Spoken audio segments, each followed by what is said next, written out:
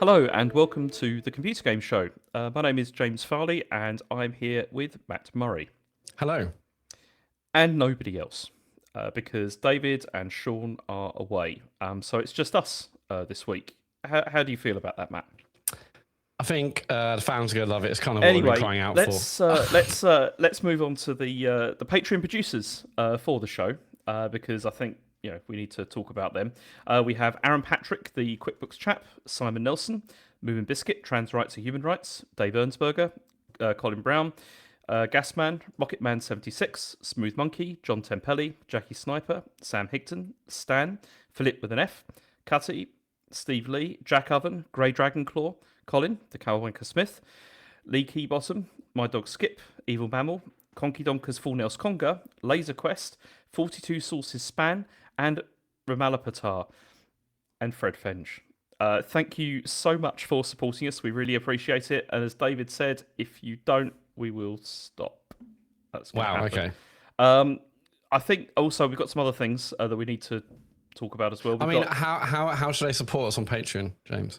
They should go to patreon.com/tcgsco. No, just TCGS. Just TCGS. Just TCGS. For 10 years now. Just 10 years of this. I know, but there was a rebrand. When was the rebrand? Yeah, but that was years ago. But David says it every week /TCGS. Oh, don't listen. What are you doing when David's saying the URL? I'm not listening. It's cranking a hog. That's what you're doing. Cranking a hog. It's fine. It's fine. So we've got a couple of things to talk about before we get to the feedback. We got Ian Lee's Imposter Syndrome. We got 14th of August at the Rope Tackle Shoreham. The 5th of September at the Half Moon in Putney. The 3rd of October at the Mockingbird Cinema in Birmingham, and the 28th of November at Northern Farm Maidenhead, which I am intending to go to. So that's the James special. Yeah, that's the one you want to go to if you want to meet one of podcasting's greatest legends. Yeah, plus David Turner. Yeah, it's for any information about that, go to ianlee.com. So before we get to the feedback, Matt, you've got feedback presumably because you weren't here last week. I wasn't here last week. No, it's a great show. I mean, I haven't got a lot of feedback because there was one big bit of feedback which apparently I'm told I'm not allowed to speak about, which is the free films that. I can't believe I was off. The 1 week I was off there was like a film question about like top 3 films that define you or whatever. But I love to talk about that, but I will simply not talk about that. No, you're not. You're not allowed to talk That's about what that. David demanded, so I will not be talking about 3 films this week because it's not cool, is it? So, but no, I will say on the subject of everyday carries you were speaking about last week, and David said I had a knife. I did used to have a knife on me, like a pen knife. But basically, and this is stupid, but I always thought, okay, I have this on me, and had like a lighter on me and just like other little bits just in case. But I carried a knife because I thought, what if there's ever a moment where I need to like save someone's life by, I don't know, cutting something. I don't know. I thought it probably happened in a movie once. I'm like, okay, bring a knife because I might have to, like, free someone's hands who have been tied up, or there's a car crash. I need to cut a seatbelt. I don't know. Oh, I thought you meant like cut a person. No, I thought you were no, I'm saving someone's life using my really, really blunt penknife. Mm-hmm. But then, 1 year I accidentally kind of took it with me on a flight. And then I just took out my bag after that. And that was many, many years ago. So, I don't have that knife on me anymore. I don't really do. I have like a lighter and some other little bits, but it's not like I used to. Where I used to have like lots of bits just in case. Hang on, just in case. Why have you got a lighter? You don't smoke? Again, no, but again, just in case anything might require a lighter. I don't know. Is this part of the scene? Like as in like you occasionally can light someone's cigarette. Everyone's like that. Yeah, I mean that's like it's just one of those. I'll flick up my jeans and say "you're babe," and then light the cigarette. And no, the knife thing was definitely. Can I save someone's life using a knife? The lighter, don't know. Just thought that'd be handy, a bit of heat. What if I'm stuck on the outback and I need to light a fire, James? Did you have like a Bic biro as well in case you need to do that thing where you got to stab someone in the throat? No, not a Bic one, but that's a fucking good idea. Well, I didn't, but I also probably thought at one point about having like cling film and like some stones, because if you're stuck in the desert and you're desperate for water, you like dig a hole, you put a cling film on and 4 stones, and the condensation drips into the cup and you have some water. But I'm rarely these days kind of stranded in a desert, so I just thought, what's the point? Yeah. There's just not many of them in Leeds. So what's your current carry? Well, no, Matt? nothing. I just have like I have a backpack like a big old nerd, but no, nothing out of the ordinary. I mean, at one point also, James, do you remember when I used to have that thing to protect my mustache from drinking beer from getting wet? Yes, I do remember that. Yeah, Sorry. what I only recently I fucking remembered the name. Anyway, yeah, I had this thing, this metal thing that clipped onto pint glasses. So I had like that's when I first started growing a beard, and I just kept growing it without even thinking about trimming or sort of sawing out. And then, yeah, to stop my tash from getting beard dam. Yes, that's the one, David Turner's. David Turner's in the chat. Yeah, beard dam. And so that would protect my tash when I was drinking a beer from getting wet. See, that was good. I do remember you revealing that because we were in a pub and you got it out, and David said, "What the fuck is that?" Yeah, and I was like, "It's my beard dam, obviously."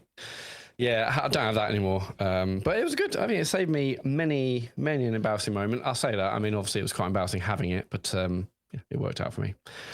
Okay. No, any other feedback? No, it was a good show. I mean, the main thing was the film bit, but as I said, I will not be talking about that. But yeah, no, it was a good show. You didn't really slag me off. I mean, obviously, you talked loads about Final Fantasy VII yes. Remake. I guess I can feedback on that. Right. So I love the game, but there's a lot of things I really can't disagree with you on, honestly. Like a lot of characters aren't great. I love the game, but other than kind of the main four, like the other characters were fine, but I was never like, really thinking about their emotional arc or their journey. And, you know, you said Yuffie was annoying. She was a bit more annoying, but I loved her more for the style of gameplay that she brought. It was so different from the other characters. So I loved Yuffie for that.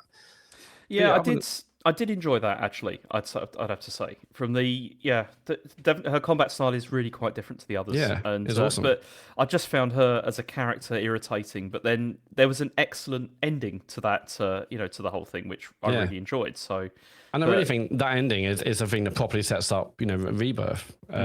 Yeah. So, and having played that and Rebirth, and I have completed Rebirth. You're right, or Sean was right on the pod last week about, I put like 5 hours or 10 hours into it and then stopped, and everyone's like, you better fucking finish this game, Matt, because no one else is going to nominate for Game of the Year.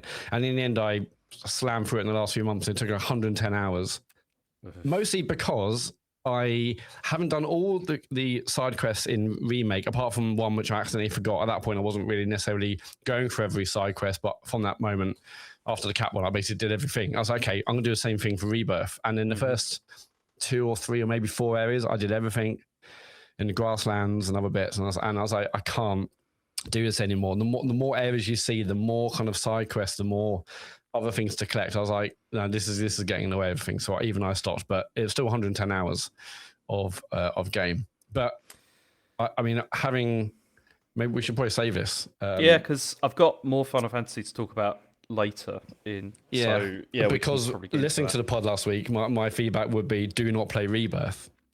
Having played that and Rebirth, I still think the best kind of 25% of those games is the first half of Remake. Because it's so iconic. The story is great. With the plate coming down and you meeting the characters. It's just so good. Like again, I loved Remake, even with its issues, and going back to the sewers, and like chapter 15 was ridiculous. There's a lot of padding. Rebirth really took the wind out of my sails. Like, it was just it's quite laborious, but there were still great story moments, and I still loved the main 4 characters, and I think it looked gorgeous, and the gameplay was great. So that did keep me going. But there's so much more, James. You will not even believe it's. Yeah, it's too much. And then they said, I think the director of the third game has said, we've heard what you said about all the padding. There's going to be more. There's going to be more than the third one. So I'm looking forward to it. But the second one wasn't as good story-wise. I couldn't really tell you really much what happened. But it's the middle of a trilogy, or it's the middle of 3 games. Not necessarily a trilogy, but I don't know. I mean, I'm obviously going to play the third one, even though Rebirth wasn't incredible. But we'll talk more about that later, I guess. There's definitely more coming with that. So okay. What about the other feedback? Did they all love it? Did they? They really did. We got to start with JSO. Feedback. Thanks for reading my question about Evercade retro products on last week's pod and for the considered responses. On David's recommendation and considering Sean's concerns about size/quality of the Super Pocket screen, I'm holding off on making a purchase until a deal on the Evercade Alpha. Preferably the Mega Man unit, makes it to the £150 mark and which seems to happen fairly regularly. Also, seeing as Matt can't make his 3 films that best reflect him this week, I thought I'd take a stab for my listening over the years. Number 1, Interstellar, as per David's suggestion. Number 2, The Matrix. The style and marketing of this must have sent 90s Matt into an understandable frenzy. And 3, Avatar feels like a hype-driven Matt movie if there ever was one. Thanks again for the great pod each week. Now, this is great, actually. It's great someone's mentioned movies. Wait. I guess. Okay, you can confirm whether this is fair or not, but you're not allowed to express what other different ones you would have. You can only comment. I kind of can because I'm responding to the feedback, James. No, so I think you can only comment. It's only fair if I do actually at this point reveal the films that I may have thought about over the last few days. I think you can only comment on the phones. I think you can only comment on these. I can feedback on feedback. That's kind of how the section works. It's kind you of can my comment section, on the James, ones that have been given. Okay. Well, number 1 would be Interstellar. Yeah, 100%. Yeah, I mean, I love Christopher Nolan, love Inception. I love The Following, and other things back in the day. But Interstellar, 100% my number 1. That's maybe my greatest film of all time. Honestly, I watched it only recently again, and it's still incredible. How about The Matrix? Matrix, no, because I almost shit myself when I watched it first time in the cinema. Why? Because it wasn't that scary. No, it wasn't. I'm not so scared because I was in the cinema and I suddenly felt like I needed to go to the toilet, and I was like, I'm not going to miss this fucking movie. And then, when you maybe need a toilet, I mean, my leg was shaking. The whole row was probably like, can this guy fucking stop shaking his leg? But I was unwilling at that point to like leave. I think at that point, Neo may have realized he was the one. Spoilers, anyone? And I was like, I can't go now. As desperate as I am, so no. I mean, Matrix. I've got complicated feelings on the Matrix. Have you ever had that thing in the cinema where? Because I've done the same thing where it's like I don't want to leave. I'm really enjoying this, and I really need to piss, like really, really badly. And then Then I had the thing where I then went to the toilet afterwards, and it wouldn't happen for some reason. Oh. Yeah, it was horrible. It was horrendous. Oh God, that's not happened. But now I make a point of doing whatever I can before the movie because I cannot have the Matrix moment happen again. Mm-hmm. Avatar? Avatar. I mean, I saw the first one in cinema 3 times, mostly because there was I was with different groups, and at the time I loved it. I mean, I've seen the others since then. Second one was surprisingly good. Third one was kind of nothing really, but I wouldn't say these are the 3 films that define me, James. No, but I think that we've had. It's good to give commentary on the feedback that you've had. I think we should move on to say. I think we should move on to see what Ian GC. His feedback. I've written a list down of that. Yes, it's all right. I don't think we need to know that. I think we can move on. Blade Runner 2049 is a good film, isn't it? Move on, Matt. Okay, Ian GC. Feedback for the 5th of August episode. At the start of Dave's anecdote and about mispronouncing Southwark, which is it Southwark? Yeah. He said Millwall in a very weird way. I assume he went Millwall, which is just how David and I'm sure other Millwall fans pronounce it. But that's just how it works. Yeah, you see, I didn't even notice that, but I guess it's just because I've heard him say Millwall so many times over the years that it just doesn't register anymore. That's just how it say how he says it. There's another one of those kind of places up here. There's when I moved up here, we had a friend who lived in a place called I read it as Slaithwaite. I was like, oh yeah, and someone's like, where's Slaithwaite? And they're like, where? Show me on a map. And apparently it's pronounced Slowett. It's written Slaithwaite. How the fuck was I supposed to get that? Anyway, Slowett.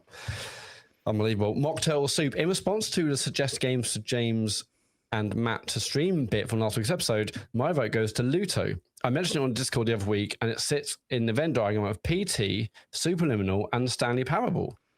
Do you know anything about this game? Because I've never heard of it. No, but that does sound amazing. But I will say, last week when you said that, I thought the others got the wrong end of the stick, and you weren't saying, let's suggest a new game for me and Matt to stream. Let's suggest a new game for you to stream because you're sick of Matt's shit because he hasn't played Reanimal for like 16 weeks. Yeah, that was basically what I was going for. Yeah, and also what I thought. And then suddenly suggest games for James and Matt. No, how about just James because Matt can't get his shit together. Yeah, and I mean, also I'm terribly lonely at the moment. And so it would be quite nice to have somebody to talk to, maybe if anyone shows up. We can fix that later if you want. All right. We'll talk about it. But no, Luto sounds great. Although PT, Stanley Parable, and Superliminal sounds a bit scary, but yeah, sounds interesting. Although, I'm not sure it's out on anything I've got. which is a bit annoying because I think it's Steam. But yeah, never mind. They're by a Steam machine, yeah. Not gonna do that. Raf, Push Button Joe might think he's the number one listener in New Zealand, but I still think that's up for debate. Can you look at analytics and see how many listeners you have there? Is it more than 2? I'd like to meet up with Push Button Joe and get a better understanding about why he thinks he's number 1. Now, Matt, I'm hoping that you've done some research here and you've found out what. I haven't, but I'm fairly sure there were definitely more than 100% more than 2. 100% more than 2. I mean, that's ridiculous to suggest it's only 2. Honestly, I'm a little bit disappointed, honestly, because I really thought you would have checked it, by now. Nah. See if I can do it now. Okay. It's not that. No, I mean, I'm not going to do it now. There will definitely be more than 2. I'll do some more work for that next week. Okay. I mean, but what I like is Raf is calling out Push Button Joe here. We are going to have a fight in the Australasia region. To find out, who is the number 1 listener. Maybe we should do it of every continent, every country. Mm-hmm. Yeah? Like a UFC style. Nah, I don't think that'd be very nice. Well, no, we can sell tickets, we can sell merch. What's your beef? I don't know. I don't think we need to, focus on people.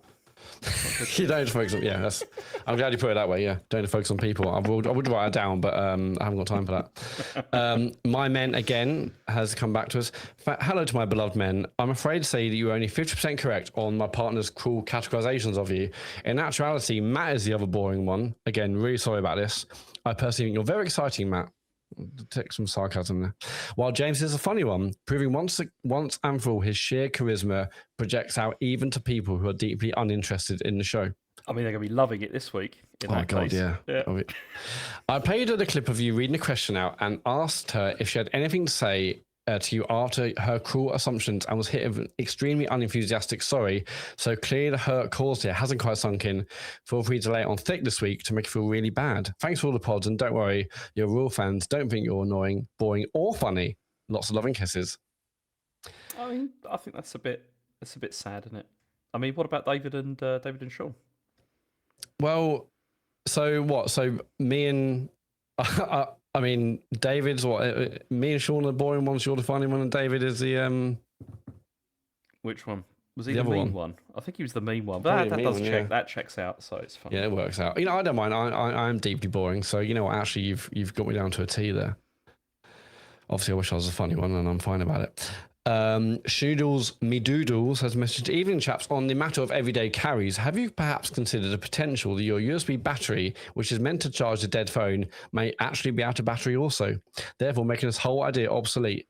Furthermore, I wish Matt the best of luck explaining that he carries a knife around on the streets based on a load of middle-aged men on YouTube suggesting if he ever gets frisked. Yeah, I mean, I would obviously not be taking advice from lots of people on YouTube suggesting I take a knife out on the street. I was merely doing it to save someone's life. All right? I mean, would you be tempted to bring the knife back into circulation again? Well, when I thought about this question, I was like, I don't have the knife on me anymore, do I? And I'm like, well, this will be the one time I'll be like, has someone got a knife? We need to cut someone out of a seatbelt or some bollocks. I don't know. No, I'm not gonna. It's not worth the heat, is it? No. I mean, I've got a gun now anyway, so. Okay, that's yeah. No, it's not needed, is it? That is an upgrade. Next. Colin, A-Up Legends, glad Matt is back for this one. Following James's review of the FF7 remakes, I just wanted to echo his thoughts. The filler in these games is absolutely scandalous. I found myself rolling my eyes every time you're forced to slow walk instead of run. I ended up skipping nearly all the cutscenes. Oh, come on. Especially in the second one, and I found the combat infuriating while playing on middle or above difficulty and mind-numbing on easy. I'm a huge FF7 fan, so I was buzzing for a remake, but sadly I finally landed on his games being a total miss. Anyway, just a rant. Love you all. Kisses. I mean, the thing about the slow walking is fair, because that is very irritating, and it happens quite frequently. Like, you just, there's really no reason at all why it makes you do that. But I like the combat. I've got no problem with the combat whatsoever. I think the combat's fantastic. And I know kind of David was trying to maybe like be, not spoil things about a certain enemy you fight in the Gauntlet or the Colosseum in the first one. Yeah. That fight is absolutely incredible. Yeah, it's brilliant. It's so fucking good. Especially, because you have to work out what you're going to use at every at each moment and stuff like that. It's brilliant. Yeah, and I believe, I mean, I have played like I mean, probably like 20 or 30 hours of the first one, but I believe that fight, that fight was like a tiny character in the original, and they kind of made it a big old fight in the remake. But yeah, that fight, it was absolutely amazing. I mean, difficulty wise, I do kind of get it. I think I might have knocked it down to, I'll knock it down to easy maybe at one point. But I thought generally it's fine. I mean, I wouldn't say it's like way too easy or ridiculously hard on another one, but I might have knocked it down just to, at that point, get through the bloody thing. Mm-hmm. What were you playing? Are you playing on easy? Are you? I'm playing it on easy because I find grinding and all that kind of stuff really irritating. And one of the things that I was going to talk about this later, but one of the things I really like about more modern Japanese RPGs is that they do. Okay, I'm not going to say they've got respect for your time because Final Fantasy definitely doesn't. Nope. But the fact that you can make things much more accessible and for people that just want to enjoy story and just doing quests and stuff, I think is brilliant. It's really good. It's fantastic. Yeah. I mean, I've even been thinking about going back to other games that I've dismissed in the past. Oh yeah, such as because it's. Well, no, I was thinking about going back and playing some of the Xenoblade. Is it Xenoblade or Xenogears? The ones that are on Switch. Xenoblade Chronicles is the stuff on Switch, yeah. Because I played the third one of those and I enjoyed it, and I know that they've done like remasters of the others, so I'm been thinking about going back and playing. Wow, didn't you? Yeah, so the third one was that one where wasn't that the one where you secretly played it for Game of the Year? Yes, it was. Yeah, and so I enjoyed it. It was good, and that was also because you could knock the difficulty down as well, which made it less irritating for me. But no, the others are all coming out again as well, so might go to those. But on the subject of skipping the cutscenes, I mean, yeah, I don't understand that. Maybe if you don't know the characters, but this game is absolutely gorgeous, and the cutscenes are incredible. I mean, that's. Yeah, I was looking forward to every cutscene, honestly, and not just the ones with Tifa in. I just thought it's just good shit. Anyway, Stuart Fraser, as TCGS moves away from being a video game podcast into a middle-aged lifestyle podcast, we always have been, I wanted to offer my services as the resident food expert. My CV can be found below. 36-year-old white male with 2 kids, a WSET level 1 in wine. Scottish, therefore adding diversity without adding real diversity. A 4-size toaster. Ooh, someone's earning. Recently achieved vasectomy qualification. Judged at the Scottish Cheese Awards, Scottish Shortbread Showdown, Highlands and Islands Food and Drink Awards, and the Scotland Food Excellence Awards. Overweight on the BMI scale. Ignore BMI, it's just a load of bollocks. Finished at least 3 2D Mario games. I've never used an air fryer for making toast, buttered a Weetabix, or added beans to a shepherd's pie, so I think I'm perfect for the job. Joking aside, I think I speak for the majority when I say the listeners love the wild tangents you go on. David seems to worry about not talking video games all the time.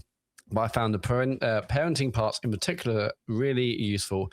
I once asked a Backpage pod for some games to play with newborn, and they were nothing short of fucking useless. All this to say, keep up the good work, and I'm really looking forward to the Gotti show from Stuart.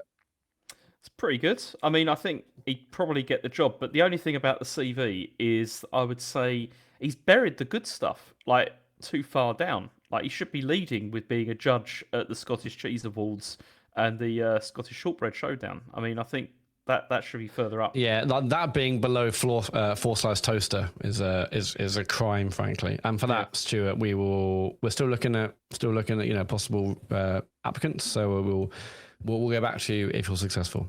We'll be in touch, maybe. Maybe, yeah. That is it for feedback. Go to tcgs.co to leave your feedback. Okay, and now we've got the news, and because it's been a newsy week. It's been a real newsy week. Yeah, there's been some things that have happened, mostly not bad either this week. Although I mean, there has been some bad stuff, but I'm not doing that this week. Yeah, there has, as with every week, been layoffs, but there is some slightly positive news this week, which is I'm thankful, frankly, because all that negativity was doing my nut in. So the first thing we've got is we are getting an extended look at Grand Theft Auto 6 on the 27th of August. This is from Eurogamer. And so this is going to be on Netflix on the 27th of August at 8 p.m. UK time, which is pretty good. But then 6 hours later, it's then going to show up on YouTube. And obviously some people aren't happy with this being behind a paywall. For the first 6 hours. What do you think about this, Matt? Well, we'll come to the 6 hours thing in a minute, but just the fact they're like partnering with Netflix. I mean, I saw this and thought, what? That's just crazy. I mean, like, it obviously shows the worldwide appeal, but if I were to guess, I think it's more that Netflix just threw millions of dollars at them rather than them thinking, oh, let's get on Netflix and get a wider audience. I think this game has a wider audience. Obviously, being on Netflix does hit a different subset of people, but I feels like it's more just Netflix saying, let's just give them millions of dollars and we'll get the trailer early. You don't think? I don't know. You see, I don't really understand Netflix's like motivation behind this, particularly as it's not like an exclusive. I mean, there's no way it could have stayed an exclusive because as soon as that's aired, people would just upload copies of it onto YouTube anyway, so it wouldn't matter. But I don't know what they're getting out of this really. I mean, are they thinking that they're going to be, going to like a different audience? Because is there a different audience? Yeah, I mean, there's always going to be millions of people on Netflix who don't play games. But then, is that even the audience who are ever going to play, or GTA 6? So it will definitely be hitting a different audience, whether it's the audience that they actually want or need. I mean, this thing, it doesn't matter where this thing goes. This thing can go on like Habbo Hotel, and it will still blow up. It doesn't matter really. But it's really, really interesting. But mostly, I was saying that Netflix threw the millions, and they want maybe on the hope that some people might sub to see it 6 hours early. I don't know if that's really going to be the case. It's annoying we have to wait 6 hours until like 2 o'clock in the morning to see it on YouTube. It does kind of mean, can we even do a talk server? Although I saw on one Blue Sky post, maybe someone had talked to Netflix. They're like, yeah, you can live stream this if you want. It's like, don't really think I'm going to be live streaming Netflix. I feels like you're after. Yeah. Like there's going to be all sorts of copyright issues there, but. So that's a shame that they've kind of taken that away from a lot of people who want to do live reactions and talksovers, for example, on it. I mean, that's one of the things that Phil Wall in the chat says is like saying, yeah, maybe it does make talksovers much more difficult. You're not going to get that. I mean, you're going to get it, but like 6 hours later. But yeah. Maybe this is all part. I mean, it does feel like it's very sort of like Rockstar, like in the sense of like trying to control things up as far as absolutely possible. Well, so you think an angle of this is that they would do it to avoid people doing real live reactions to a trailer? Surely they want that. I don't think so, because it doesn't really, especially because of the fact that it's like 6 hours later, you will be able to do that. Maybe it's just an attempt to to make things even more legitimate, or I don't know, because maybe people think Netflix is more legitimate than YouTube. I don't know. It's very strange. It's interesting, but yeah, it says extended look. So first I was like, okay, if it's an extended look, do we get a trailer first? So like, but yeah, and I assume extended look means we're actually going to see gameplay for the first time. It has to, right? I mean, I hope, yeah. There's no way this can just be cutscenes. I mean, I also wonder how long it's going to be. Like, did they say anything about the length? I think they said half an hour, didn't they? Okay. I thought I said, oh, maybe I just assumed that. I thought I read half an hour. It's probably wrong. It has to be wrong. There's nothing on here. Yeah, I mean, I'm obviously excited as hell. I cannot wait for this. It's annoying we can't kind of do a talk over together on YouTube, but yeah, I'm gonna be there. I can't wait to see what they've got to show us. It's definitely weird, but only game like GTA can redo this. Like, this is kind of the only game that's big enough to actually just command an audience on Netflix. It's pretty crazy, I think, but exciting nonetheless. I'm just glad we're finally getting some extra stuff about it. Yeah, I mean, I'm quite optimistic about it. Like, I think the game itself will be good. It's going to be incredible. What are you talking about? It's going to be good because like the amount of time that they've had and all the delays and everything, and also they don't like Rockstar generally doesn't ship stuff that has problems or anything like that. So yeah, I think there's zero doubt it's going to be anything other than incredible. I mean, at least that's my assumption. But I've loved every GTA, so maybe it's just any GTA will be good. But I think it's going to take to another level. That's what I'm assuming. I mean, I cannot imagine what it would be like if it was anything less than a 10. Imagine this thing that turns up and it's a 7. I mean, I'm just imagining like this has got to be better than like Red Dead 2 as well, which was incredible. And so yeah, we've got to see how it goes. Yeah, I mean, like I've said for countless GTAs, I want there to be a serious story like a Red Dead. I mean, who knows if it's going to be that? I mean, I'd love like a Heat style story. It's clearly not. It's just still be GTA style story, I guess. But to have like some of the characters you got from Red Dead, like that level of storytelling in a GTA environment would be incredible. But I still think they'll just do the standard kind of over the top stuff they've done before. But who cares? I'm just excited to see what this thing looks like. Well, there's been a lot of GTA news this week, or GTA adjacent news, because Strauss Zelnick, who is the CEO of Take Two, has also been chatting quite a lot about the way that things are going to be going. And one of the things he said is that he reckons that we're all going to be streaming our games in about 3 years, and yeah, so he thinks that people going all digital is what people want, and he reckons the future is definitely going to be streaming. I mean, this is the quote. He said, "With the advent of streaming, which we really do believe is around the corner in terms of having something that's low latency and really works well for consumers, machines that weren't game machines before will become game machines. So, without regard to what happens in the console business, which is of consequence to us, of course, we see the overall install base as a practical matter growing materially. And if you believe in streaming, we really do. And I'm happy to put a timeline on it. And as I said, that timeline is 3 years. And he reckons that this is going to increase the effective install base by 10.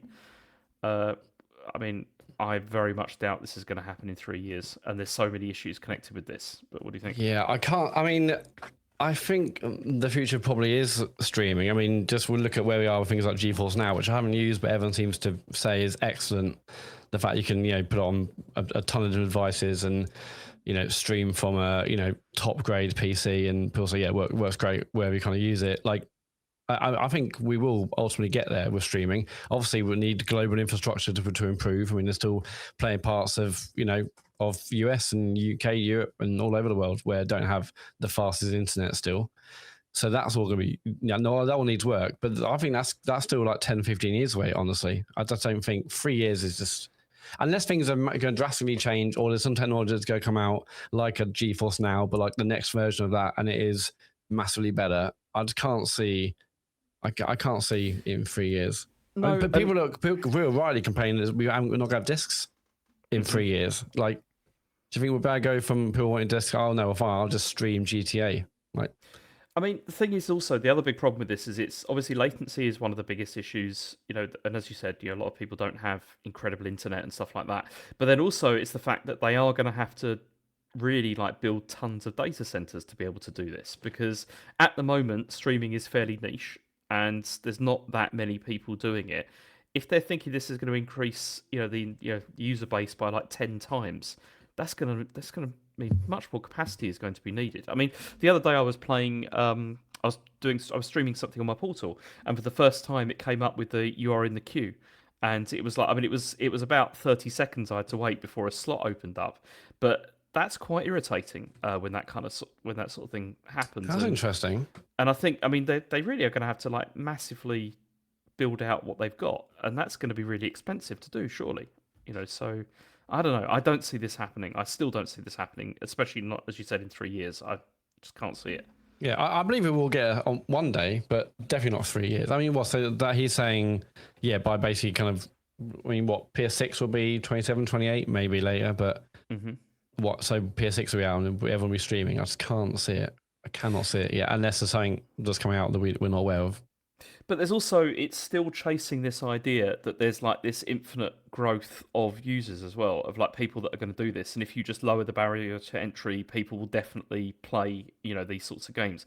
And I still don't see this as happening. I still think that the addressable market for like these, like what we call like, hardcore or, sort of gamer games is not that high. I still think it's only probably about, 300 million people or whatever, like globally.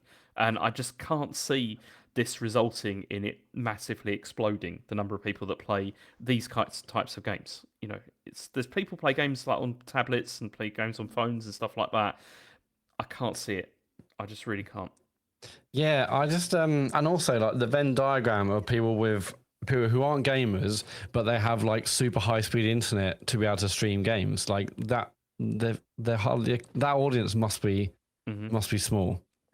I think that I think there's a larger audience than 200 or 300 million, but I don't necessarily think that streaming is the way that's going to happen. I mean, there are billions of mobile gamers, and it's about moving them over to like the consoles. I don't know.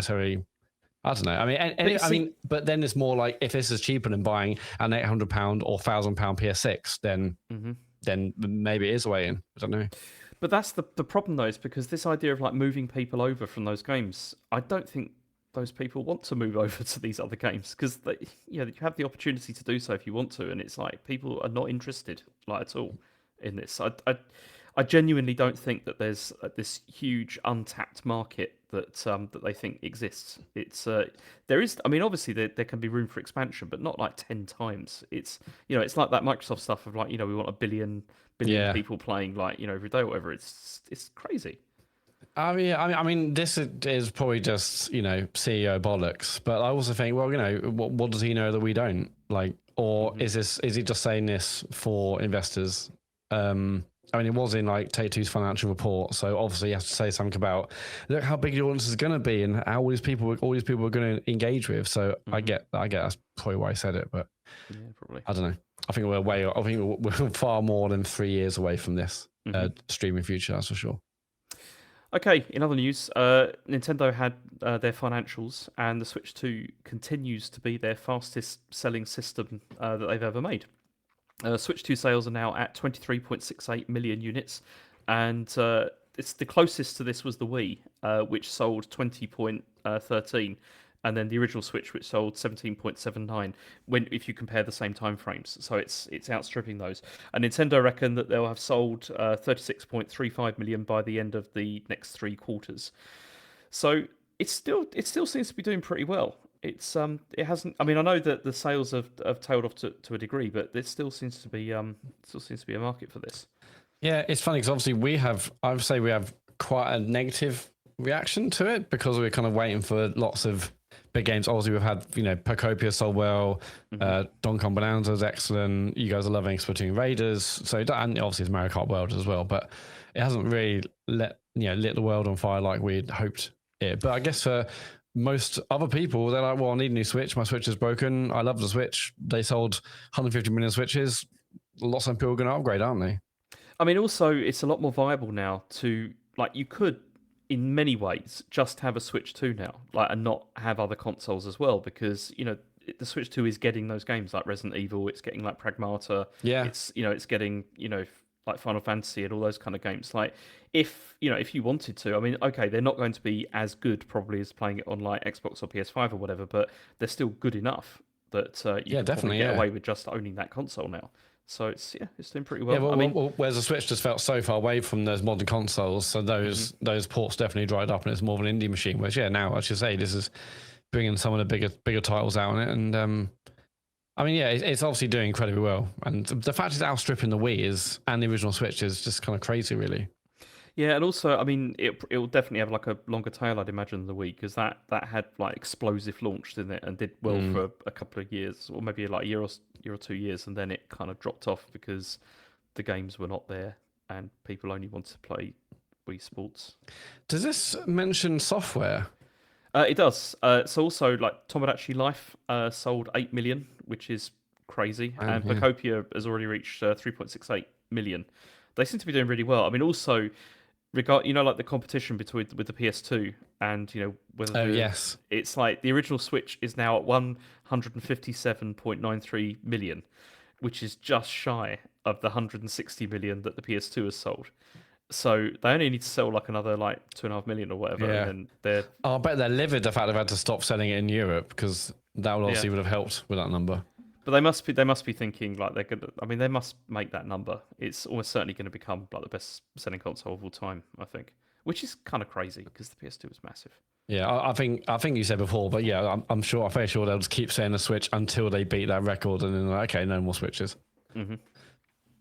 But the reason I asked about software is I love to know how it's doing software wise compared to like the Switch's software or the Wii software. Because it feels like there's fewer games out, but maybe, as Ben said in the chat, it's just because we've got the consoles and we played these games elsewhere and on other consoles, other platforms. But I'd love to know if it's selling, if like the ratio of software, attach rate is as high as it was in previous generations as well. Yeah, unfortunately, we don't know that. So yeah, what a piss take. Okay, more good news. Roblox has tanked 9 billion in a single day after the. So this is from Kotaku. They missed their projections by a few $100 million, and investors seem to be upset. And the company has now lost 9 billion in value. Roblox reckon they know why. This is the quote. They said, "On the discovery side, in the last few months, we shared with our community our strategic decision to focus our discovery algorithms directly on measured long-term retention. We have seen this impact monetization, primarily in the US in the under 13 cohort, and this has been exemplified by a lower frequency of impressions with games that emphasize short-term monetization rather than long-term retention. It's still early, but our data shows a positive lift in quality, stickier engagement games, and the benefits of higher retention. We believe outweigh the near term impacts we've been seeing as improved retention and encouragement compound into future growth." So basically, they're arguing that they're trying to get people to get away from these like short-term monetization games to longer-term, stuff, and the aggressive short-term monetization they're trying to curb.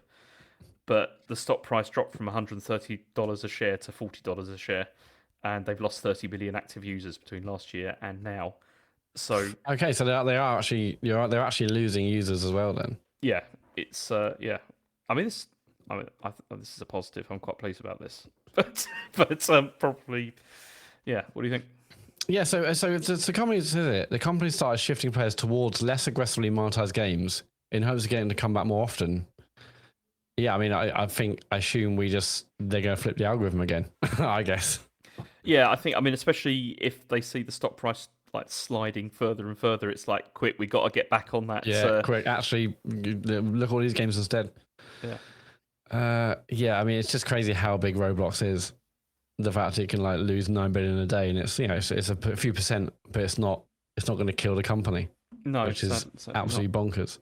But no, I mean, it's funny because, as I said, like my kids have never played it. Like it's the only game, well, that's sort of around that sort of age group that I've said, yeah, I don't want you playing that. But does Elodie ever play? Yeah, so we played together. I mean, I locked her account down so no one can message her. She can't message anyone. She can't engage with any of that stuff. But no, we played a lot of I guess you call them idle games or idle clickers, where we played a bunch of them where you'll start like it's often like buildings. You start on the ground floor and you have a machine that's like giving you $1 a second, and then you like earn enough money to buy a faster machine which gives you like $10 a second, and then you like buying everything to upgrade in the room, and all the room is full of like upgrade machines. It's insane, but it's kind of there's obviously a dopamine kind of link there. And we play that together because it's like, what are we gonna get now? This one's giving us like 9 billion a second. It's amazing. And then suddenly we're in space. But she's not massively into it. She'll play every now and then. She prefers Minecraft and still prefers that. Because even for her, it's like the UI is so shit. It's so bad, like to use it. And I guess this is more kind of her age range. But no, she's not massively into it. I don't think she's going to be crying over this when I tell her. So this is what I've heard, because like the whole game is basically like predicated around user-generated content, right? Yeah, it's a game full of games. Yeah, but then the quality of those games is not very high generally. Yeah, it's dreadful. Yeah, I mean the amount of is it Italian brain rot like stuff I've seen that where it was just there's a level a game. I mean, it's probably loads of these games, but one game I saw playing was just you're walking down this untextured doorway with like a hallway with 3 doors at the end, and they've got Italian brain rot pictures on it, and you hear a sound, you're like, which one was it? And it's like, oh my god, let's get back to the idle clicker. Come on, let's get back to a real game. This is ridiculous. Well, never mind. We'll see. Hopefully, maybe children will grow up, and I mean, they will. Children will definitely grow up. Yeah, that's confirmed. And you can confirm that. I think so. Yeah, I think that is definitely going to happen, and they'll move on to other things like Minecraft and Roblox. Yeah, Minecraft's fine. Yeah, Asher's still heavily into that. Plays it all the time. Yeah, it's mad how big that is still. Okay, last story. Sam Neill is going to feature in the Legend of Zelda film, and so it's probably going to be his last thing that he was ever in, because he died age 78 on the 13th of July, and that's it. We also got the announcement of who some of the people are going to be. So we've got like Ganondorf has been cast. He's going to be played by Ulf Latukifu, who also played young Dwayne Johnson in Young Rock, and he was also in Black Adam, Next Goal Wins, and Maxine as well. And obviously we know it's been directed by Wes Ball, who did the Maze Runner stuff, and it's coming out on the 30th of April next year. What do you think, Matt? I mean, it's obviously incredibly sad about Sam Neill. So do we? And like it's always weird when you see like an actor die, and you're like, yeah, they probably had loads of work kind of built up, and we're gonna now see those roles appearing. We don't know who he's gonna play as, do we? No, there's no indication whatsoever. I'm sure it's going to be some kind of sage, though. Yes, some kind of old wise person. I mean, I'm still scared as hell about this movie. I just find it so hard to believe that I'm gonna like see a trailer and say, okay, they've nailed it. Like that, this is exactly what I want. I mean, with Mario, it's easy. Like you can easily see what Mario movie is gonna be like. Obviously, we want a little bit more, but it makes sense. Like I don't know how they're gonna do a Zelda movie that's gonna work. Because I'm concerned because that whole thing, Miyamoto's got about like the story doesn't matter and it's all just got to be fun. And I know that was directed at the Mario film, but then how much of that is also going to be directed at this? And I don't see how that's going to work with the Zelda film. I saw a quote, I think this week or maybe last week, from Miyamoto saying, the Mario movies are super, super quick because of the audience, and that's what they expect, that's what they demand. But I feel like the Zelda audience would like and demand more story and an epic kind of adventure, like a Lord of the Rings style movie. It obviously won't be quite as epic as that, I don't think. But so I don't think it'll be going down the same path as Mario with just But also, who knows? I mean, the Mario movie didn't review particularly well. I mean, the first one reviewed better than the second one, but they're still made over $1 billion each. So I don't know. But Mario's got a bigger appeal than Zelda. I can't see us being as big. But yeah, I'm really nervous and scared. But who knows? I mean, it's out in April next year, so I assume we get a trailer this year.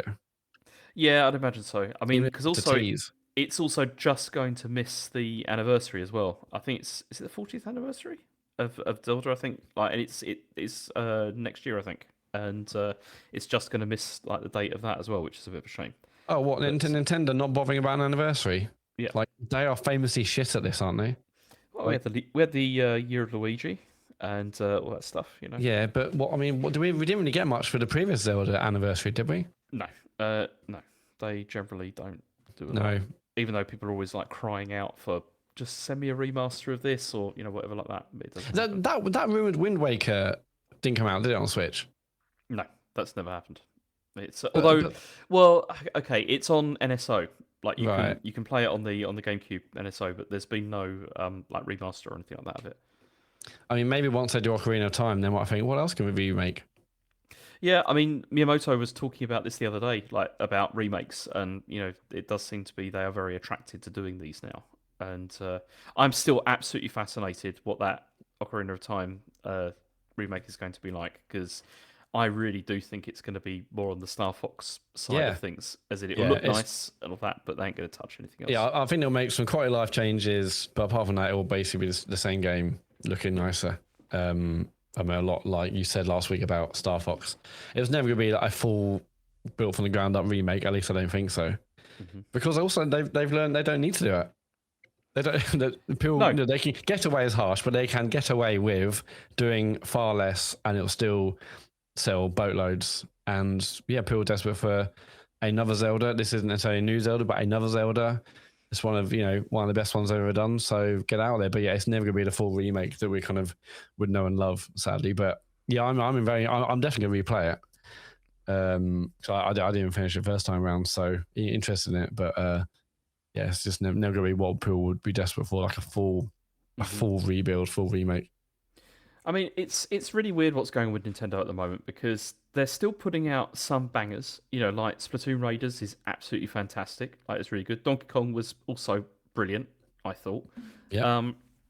But then also, this bigger, the bigger games they've got, like Zelda and stuff, and also Mario. It's we still don't know what's going on with any of these. There's still not, there hasn't been much. Yeah, I mean, the rumor, I think it's maybe Nate the Hate said, the next Mario will be a 2027 thing. And that's what we want. We want another Zelda, we want another Mario, but yeah, but then even with all this, they're still selling boatloads of consoles, so also they don't need to rush them out. I mean, our next Animal Crossing will be miles away, and Procopia's probably satisfied a lot of the people that maybe were loving Animal Crossing anyway. I mean, not all of them, because the sales of Animal Crossing were crazy at the time. But yeah, but that's not going to get repeated, is it? Because no, I mean, it was COVID, wasn't it? Yeah, the pandemic, certainly sorted that out. Yeah, but I mean, it feels like Nintendo, and also I guess what's different with this generation is with Switch, they had shitloads of Wii U games that didn't sell that they can rebuild and remake. Are they just gonna do that again with like remaking Switch games? I mean, or in this case, N64 titles. I mean, they seem to be going back to the N64, and so maybe we'll see some GameCube stuff. I mean, maybe we will see F-Zero, and it's just going to be yes. I mean, yeah, probably. And people are like, F-Zero's back, and it's like it's a remake of one of the early ones. Very, very minor changes, but also maybe that'll be enough for many people. Yeah. Okay, and that's the news for this week. So maybe we can move on to what have you been playing. So I mean, there was a big release last week, which was Big Walk. We both played it, so maybe we should talk about that first. Yes. So I played it. I played it with David for I don't know about 2.5, 3 hours, I think, and I've also played it with you. We played for a little bit over the weekend as well. Yeah.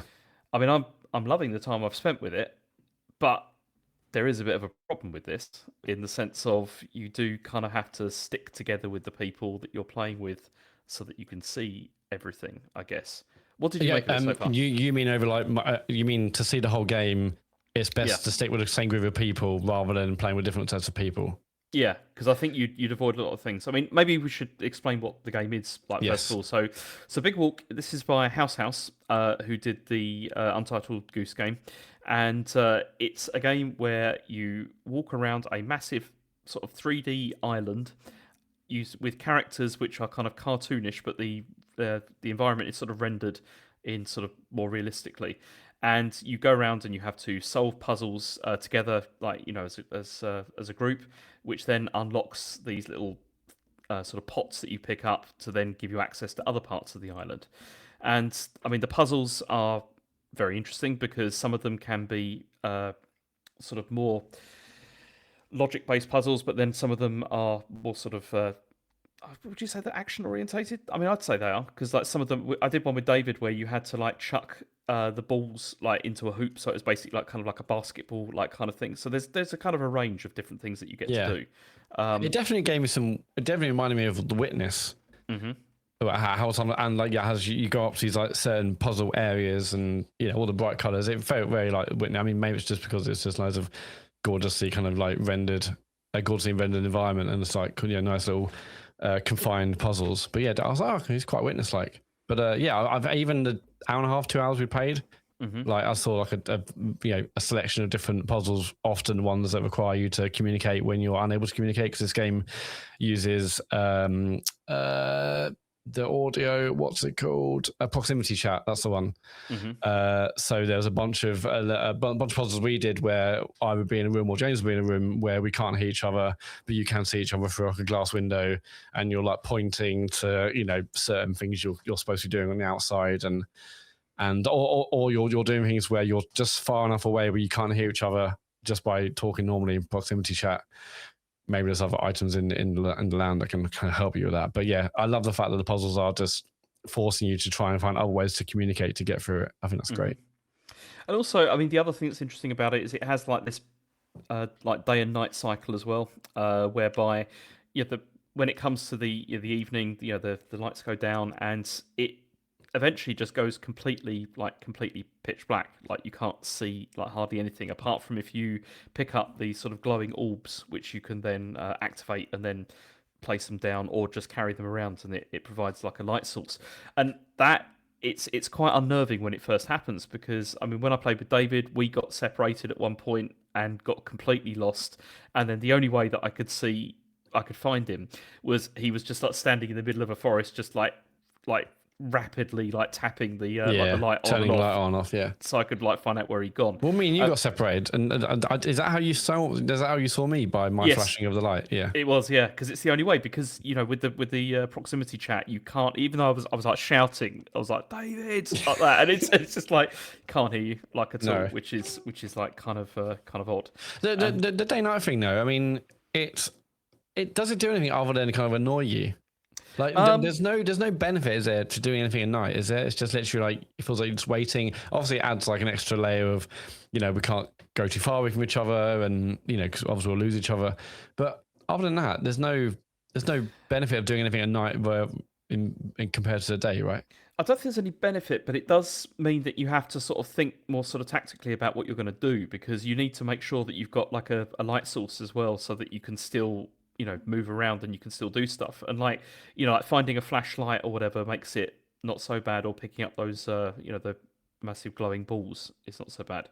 But yeah, I mean, as Darren in the chat said, like the closest thing probably to this is probably like the Crystal Maze or Krypton Factor or whatever. Like it's Yeah. those kinds of puzzles, which is pretty good.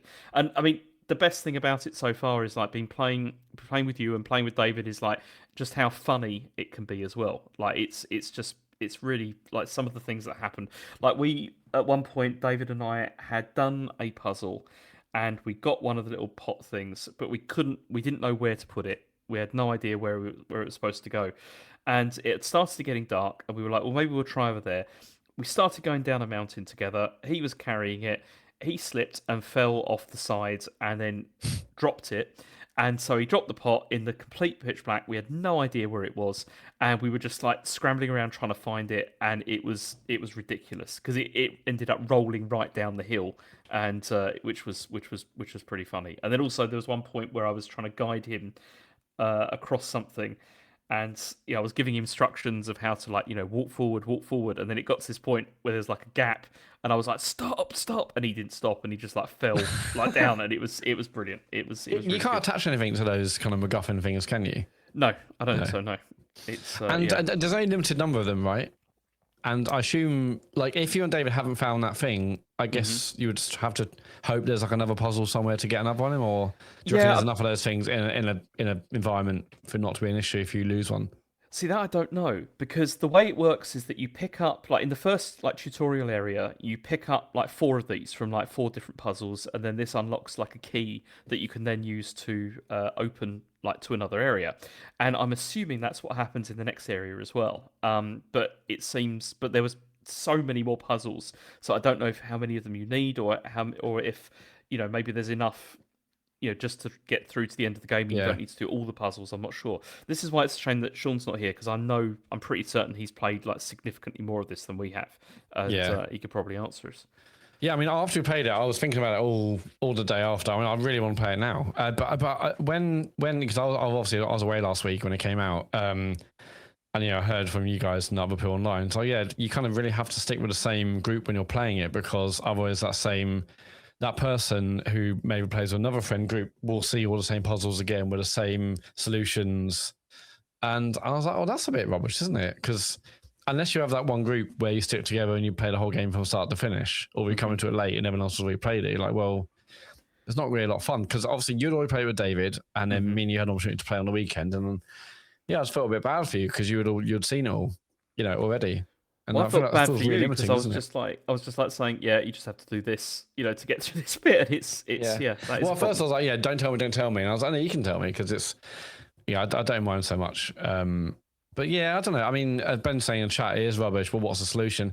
Yeah, I don't know what the solution is really. I mean, this isn't a game where they're kind of, dynamically generating the puzzles or the environment. It is curated. It is kind of hand built, unlike things like Peak, where the mountain is generated every time you play it for different kind of experiences. So yeah, I don't know how to get away with it. But I just when before I played it and I heard that, I was like, oh, it's a bit disappointing, isn't it? Because unless you were there on the first week and you had like a group and like, okay, we're all playing this together, we're all going to get through it together.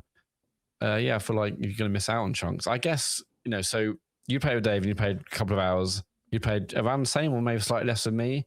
A bit less, Dave, but yeah. And then Dave's playing with other people. And I guess we could jump in with other people and miss a bit of, between our sessions and their session. But yeah, I don't know. I don't know how to get around it, but it just feels a little bit disappointing if you're not there and you don't have like a solid friend group to play it with. But And that's the thing, because I mean, I can completely see why this got very high review scores, because it has. It's had like, it's done very, very well. It's like, I think it's like 90 plus or whatever on like Metacritic, or But then also, I think people that have played this for review, definitely they would have been playing this, with groups, Yeah, and 100%. so they definitely would have had like the sort of the optimum experience. And maybe this is just because maybe we're getting older, and like trying to get people together into a group is more difficult, like now, because people have so many other things that they're dealing with and everything. And it's very much, I think, maybe an us problem rather than, it's not a problem with the game, is what I'm trying to say. No, I guess not. Yeah, I guess it's more of an us problem. But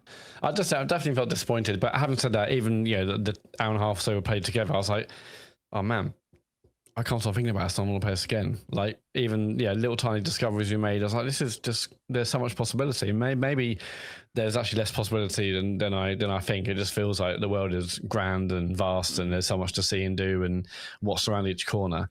But yeah, once I got into the swing of things, because obviously you open the game and there's like a tutorial section with here's how you sit down and point and pick things up, and I was like, okay, let's get into the game properly. And the first mission, I was like, okay, it's quite a simple puzzle, but then then we're like, okay, well we can go over here and grab that. I can see a light over there, and and the way it forces you to do things on your own, or to force you, in our case, us two apart, and finding other ways to communicate the puzzle solution, I thought was just really, really good. And I can't wait to see more what this game does. No, because the puzzles like that I've done so far as well have been like delightful. Like they've been, it's because they've been, for me, as I've said before with a lot of these games recently, it's like they've been the right side of sort of cryptic, and there's been some great moments that I had with David where we figured things out, and we were like, oh, this makes complete sense. And the trouble is we've got to skirt around this, because I don't want to ruin any of this for everybody that's going to play this. But I do think this is definitely worth playing if you can get a group of people together, and you can. Yeah, it's on PSN as well. It's included at the moment. With PS Plus, yeah. So it's definitely worth a look. And I'm hoping we're gonna. I mean, hopefully, Matt, you can join us this week as well, yes, and we can I really want play some more of it as well. Yeah, no, it's good. I mean, we thought about doing a stream of this for the show, but it won't work because. Like we were going to do like our monthly Patreon stream, I think, weren't we, for this? But then the trouble is like Sean almost certainly has played most of this now, and also this would require multiple streams, I think, for it to really work. But yeah. And then so we've all played the start. So if we were to stream, we've all played that again. I guess we can blitz through the first few missions, but well, we assume, I'm pretty sure it's the case where Sean's played a lot more, and it's just it's not. I thought it'd be like a fun discovery stream where we're all like, oh, what's this over here? What's this over here? But that would have meant us all not playing it at all, and just playing it on stream, and that was never going to work. So what you're saying, Matt, is that Sean's ruined it for all of us. He's ruined it for everyone, yeah, and also for the listeners as well. He's ruining it for himself. He's ruining it for the viewers, the fans, the patron supporters. So it is disappointing. So if we'd all just kept it to ourselves, we'd be fine. But yeah, I mean, even though I was a bit disappointed about that, I was kind of surprised the day after, thinking, I want to play this game again. I want to see what it's got to offer. And yeah, I'm pumped to play more. Yeah, it's good. How long is the game supposed to be? I heard it's about sort of 12, 14 hours, I think. Okay. That would mean, like, I don't know, 4 or 5 sessions or whatever of it. I think. Playing up to 12 players, that must be amazing to have like 12 people involved in this. I wonder how much the puzzles will really change. Well, yeah, they're supposed to scale, aren't they? To how many players there are. So yeah, but then I don't know how that works with some of these puzzles, because I think when I started it, it's like, because I hosted the game between me and you, and it's like, are you 2 players, 3 players, 4+? So maybe between 4 and 12 players, it's largely the same. But that feels like it could be overkill if you've got like 12 people doing what's essentially a 4-person puzzle. I don't know. But yeah, I mean, a 12-player. I mean, I might just seek out a 12-player stream just to see what it's like. It must be carnage. I mean, the only thing that I would have to mention though was it does get quite sort of framey in places as well. Like it's not completely solid, like performance-wise, at least not on PS5. No. I don't know what it's like on Switch 2, or I'd imagine on PC it's better. But yeah, that is a little bit disappointing. But it's not too bad. It's only week 1. I mean, I'm sure those kinds of things will get patched out and updated and fixed anyway. But yeah, it's brilliant. I mean, I liked Untitled Goose Game. I wasn't like blown away by it, but it obviously had loads of charm and it was funny. This already feels a lot better. Feels like much more my kind of thing. Yeah, what do you think is excellent? Okay. What do you fancy next? Halo or Final Fantasy? Let's do Halo. I played a little bit of Halo. not as much as I wanted to. But have you finished Halo? I assume you have. No, I haven't. I've only played a little bit of this in single player, but then I played with friend of the show, Sean LeBode, in co-op last week, and we got quite a bit further in, which was pretty good. And yeah, it's funny, right? Because I wasn't particularly enjoying it in single player. I just felt a bit sort of bored by it. But did you? So I've only played the extra missions. Mm-hmm. Oh, you've done those? Yeah. I've done the first one, but only because people say, like, if you play the game before, just get them play, because one, they're new and they're like, they kind of lead up to the main game. Mm-hmm. And yeah, I thought. So have you not played them? No, not touched those. No, I was going to keep those as a treat to play after I finish the campaign. Because when I heard there was 3 exclusive missions, I thought they'd be kind of interjected within the main game or something. But no, I mean, again, one of the reviews I watched, I'm not sure which one. Maybe Skill Up, I'm not sure. So yeah, like, just you can play them whenever. It doesn't really matter. So yeah, and I like, how do you think this game feels? Because when I started, I was like, okay, I think I need to change my sensitivity. It just doesn't feel like the Halo I remember. It doesn't feel as smooth, and it felt quite slow, to turn around and to aim. So I was like, okay, changing my sensitivity. And have you felt that, or was that just me misremembering? The only thing I felt that was with controlling the Warthog. Like I talked about this last week. Yeah, it feels heavier to me, and it doesn't feel it. I don't know. The gravity feels a bit different in this as well to how I remember it being in the first game. Like in the first game, like I remember, like the original release, it felt like when you jumped, you jump higher and you were in the air for longer than you do in this one. But that's the only thing really I've sort of noticed, about. Yeah, it just felt so slow when I was like turning my gun around. Maybe, I don't know. I guess things like Destiny and stuff are just faster. And maybe I just forgot that Halo is just a lot slower game. Obviously, you can do things like, like aim down iron sight. Well, it's not iron sights, as Dave said last week. It's just like a zoomed in view. You can't slide, can you? I think I tried to slide and I couldn't slide. Like, imagining, again, it's not Destiny. But I guess those kinds of things I was expected it to have as like quality of life changes. That's how we expect these kinds of shooters to work. But I mean, you can run, but run, yeah. And yeah, I mean, I think I just said last week, it looks okay. I'm playing in performance mode, but I did put it in quality mode just to see what it looked like. And yeah, it looks nice, but I'm not like, holy fucking shit, this looks incredible nice. I mean, this is one of the things we talked about last week. It's like sometimes some parts of it do look brilliant, like look really, really nice, but then other parts look very, very average. And I'd say, especially like the character models, like, I don't think look amazing. Particularly like the people. It's I don't think they look fantastic. And I think you were saying last week, like, why have they released this? I think it's, but like, obviously this was just. I assume how it went down is, look, we're going to make the future Halo games in Unreal. Let's get this out as a remake. We can onboard the team, teach the team Unreal, and they might as well get paid for their research. Like, And then get rid of them because they're contractors. That was another piece of news that happened this week. Oh yeah, you didn't include that. Yeah. It's that's like Halo. Halo Studios. Halo Studios making those redundancies, but it's probably just. I say probably just. It was almost only contractors who would leave at the end of a project anyway. But yeah, I mean, like, it makes sense they would do this. Why not try and make some money from the R&D you've done trying to get the Halo game into Unreal. But yeah, I haven't. Again, maybe it's just like the opening mission of the new ones. But I wasn't like, I wasn't blown away. I thought I'd be like, yes, this is. It's just, I thought I'd be really sucked into it being like Halo again, and I kind of wasn't. But I guess when I started playing like the main game and playing some classic levels, I'll probably feel that again.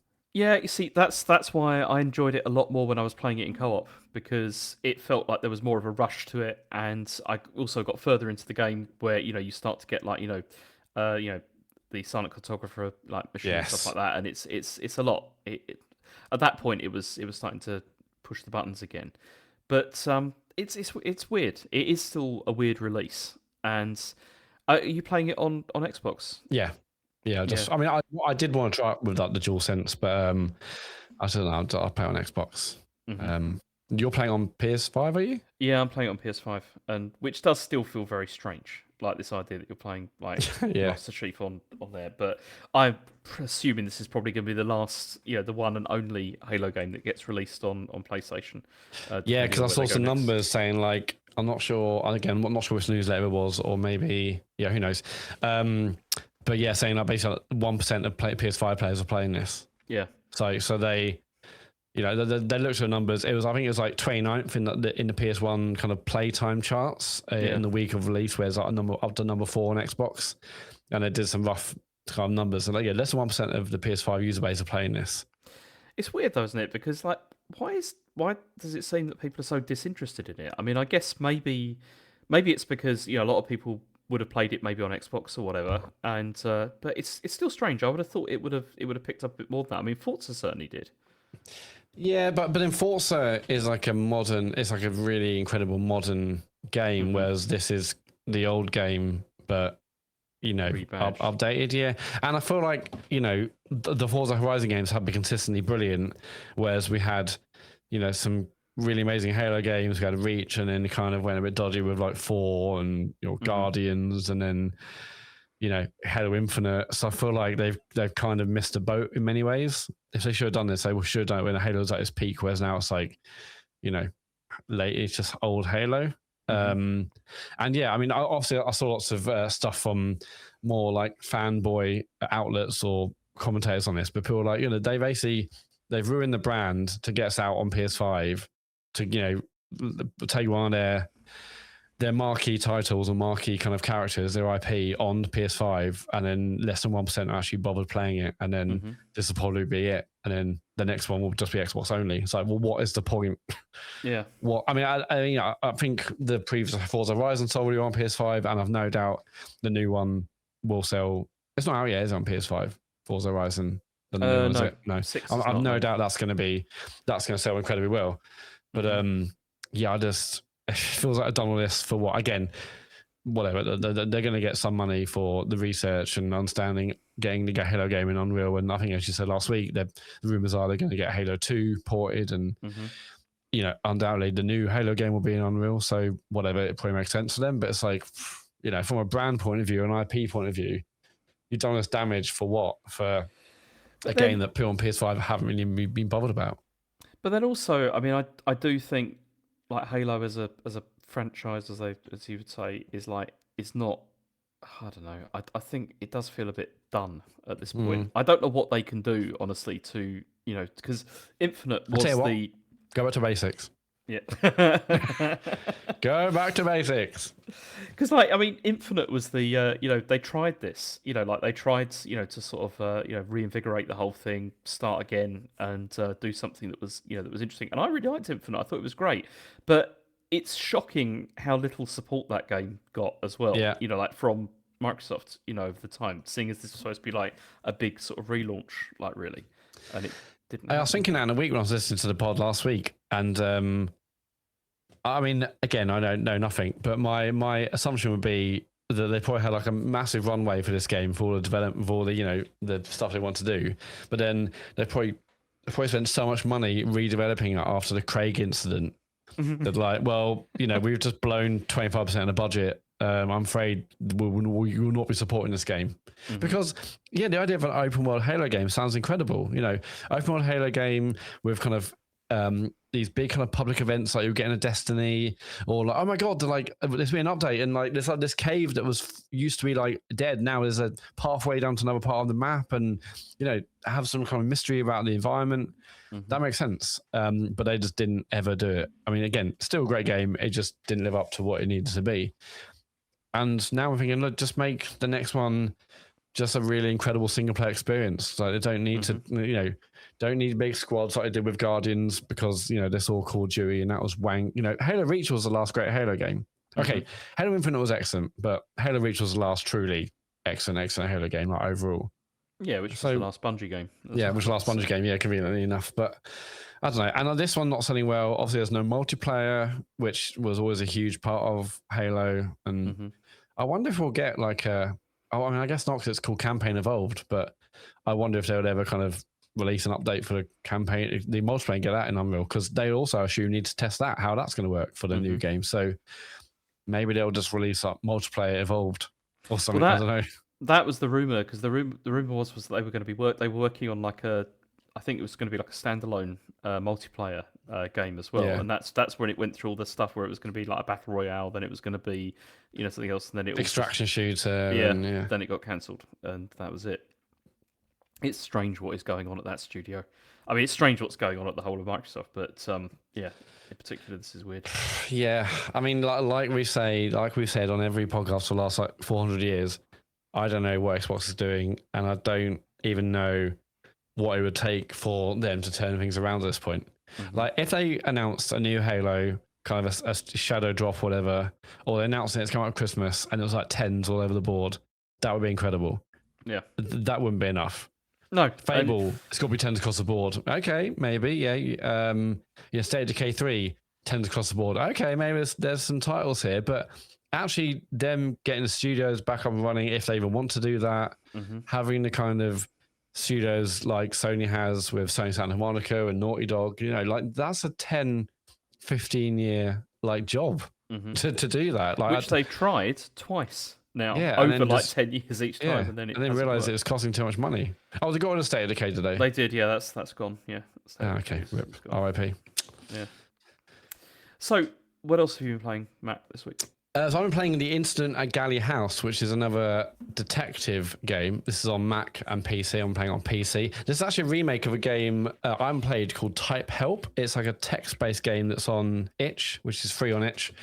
And the team that made The Root Trees Are Dead, which is a game that I didn't play properly. I heard it was great. It's another detective game last year that people were talking about. What's the studio called? It's called Evil Trout, and they made The Root Trees Are Dead, and they've done some other stuff. They've now taken that Type Help text-based game from itch, and they've rebuilt it into kind of a game with voice acting and nice visuals and stuff. So The Incident at Galley House is you're a woman. I don't think that really matters too much. You're a woman who turns up to a big house, and it's like 2011, I think it's like modern day, but on the doorstep there's like a newspaper clipping saying in 1935 or whatever, loads of people died at this place, blah blah blah blah, and you go to this building and it's kind of all boarded up, but you can walk into the building, and as you walk into the building, you see this like weird machine that's kind of in front of you, and after some kind of calibration, we get like a key card and you scan your hand and stuff. This machine basically, it recreates memories within the house, and it records and shows like dialogue and visuals of what happened if there's like a death in the area,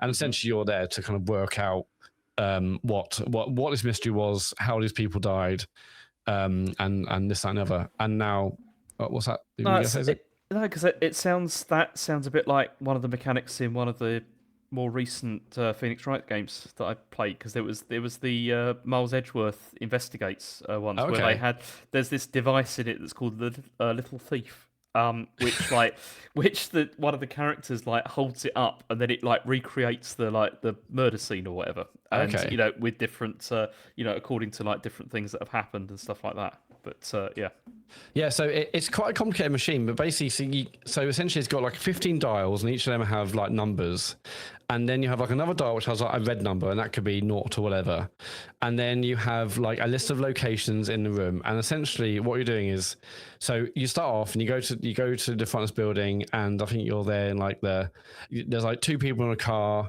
and I think like the car's broken down in the mud as it's getting towards this Galley house, this stately home. And what you see is 2 people it's kind of static art, but you see like a car stuck in mud, and you see 2 silhouetted people with a number assigned to each one of them, and you hear it's all voice acted, and they're talking to each other. And what the game is, and what you'll find out from other scenes, is that you're trying to basically identify who those people are that are silhouetted, and you can assign names. You can literally type names across based on those numbers. So if I think whoever the people are in like the first 2 scenes, say it's number 1, number 2, they're out in this car. They say they can't get in, and then the next scene is maybe in like the hallway or living room or whatever it is, and then you see like number 2 speaking. and then like you can maybe determine from like things he's saying. Oh, he might have said, "Oh, I was out with like Derek outside." So, oh, so number 1 is called Derek, for instance. And then you go into the menu, you type, "Okay, Derek" for number 1. And then in following scenes, maybe like 1 and 2 are together, or maybe it's like number 3 is there. And then and number 3 says, "Oh yeah," and like Derek and John are outside. It's like, okay, so number 2 is called John. And then later on, actually, there's like kind of art. There's like kind of like visuals of the people, so you can say, okay, there's like, you know, those are men, those are women, but the pictures of them, but also there's like descriptions of what them people have done or who they are. So you might say, you know, it won't have their name, it just have a picture, and it also might say like, trying to think of an example, it's not really a spoiler, but it might say like, has a cut on their left hand or a burn on their right hand, and in a scene later on, you're like, oh yeah, shit, someone's burned their right hand. This picture must link to this character. And then when you add that, then the cutscenes change and you see the visual representation of that person, whether it's like, you know, man or woman. So you're typing all this stuff in, is that right? Yeah, like yeah. So the names, but you can type anything. So like one character, I wasn't sure if it was this woman or not, so I did like woman's name ? So you can literally put anything, and then it's only when I found following scenes, I'm like, okay, no, it's definitely her, so I removed the question mark. But yeah, you can write the name down, and then there is like an in-game notepad as well if you want to type all the notes up. But I'm mostly like writing notes on my phone and taking screenshots and stuff. But yeah, the whole game is basically you're trying to work out what happened by unlocking a timeline. And I don't know how many like various scenes there are, but basically it sounds a bit like her story. Some people have described a little bit of her story, or a little bit like Obra Dinn. Was it Telling Lies as well? Telling Lies with was the her Telling Lies was the one with the interviews, wasn't it? Telling Lies was like the TV show, and her story was like the interview. Yes. Yeah. But yeah, it's a little bit like that. But the machine itself, so there are a bunch of rooms in the house, and maybe one's like living room, one's kitchen, and then what you do is to find that room, add that room to the machine. You type the first 2 letters of the room. So you write like LI, and then there's like a location section, a character section, some other section in the UI. So you go there, you type in LI, and the living room has been added to kind of the potential locations that you can go to.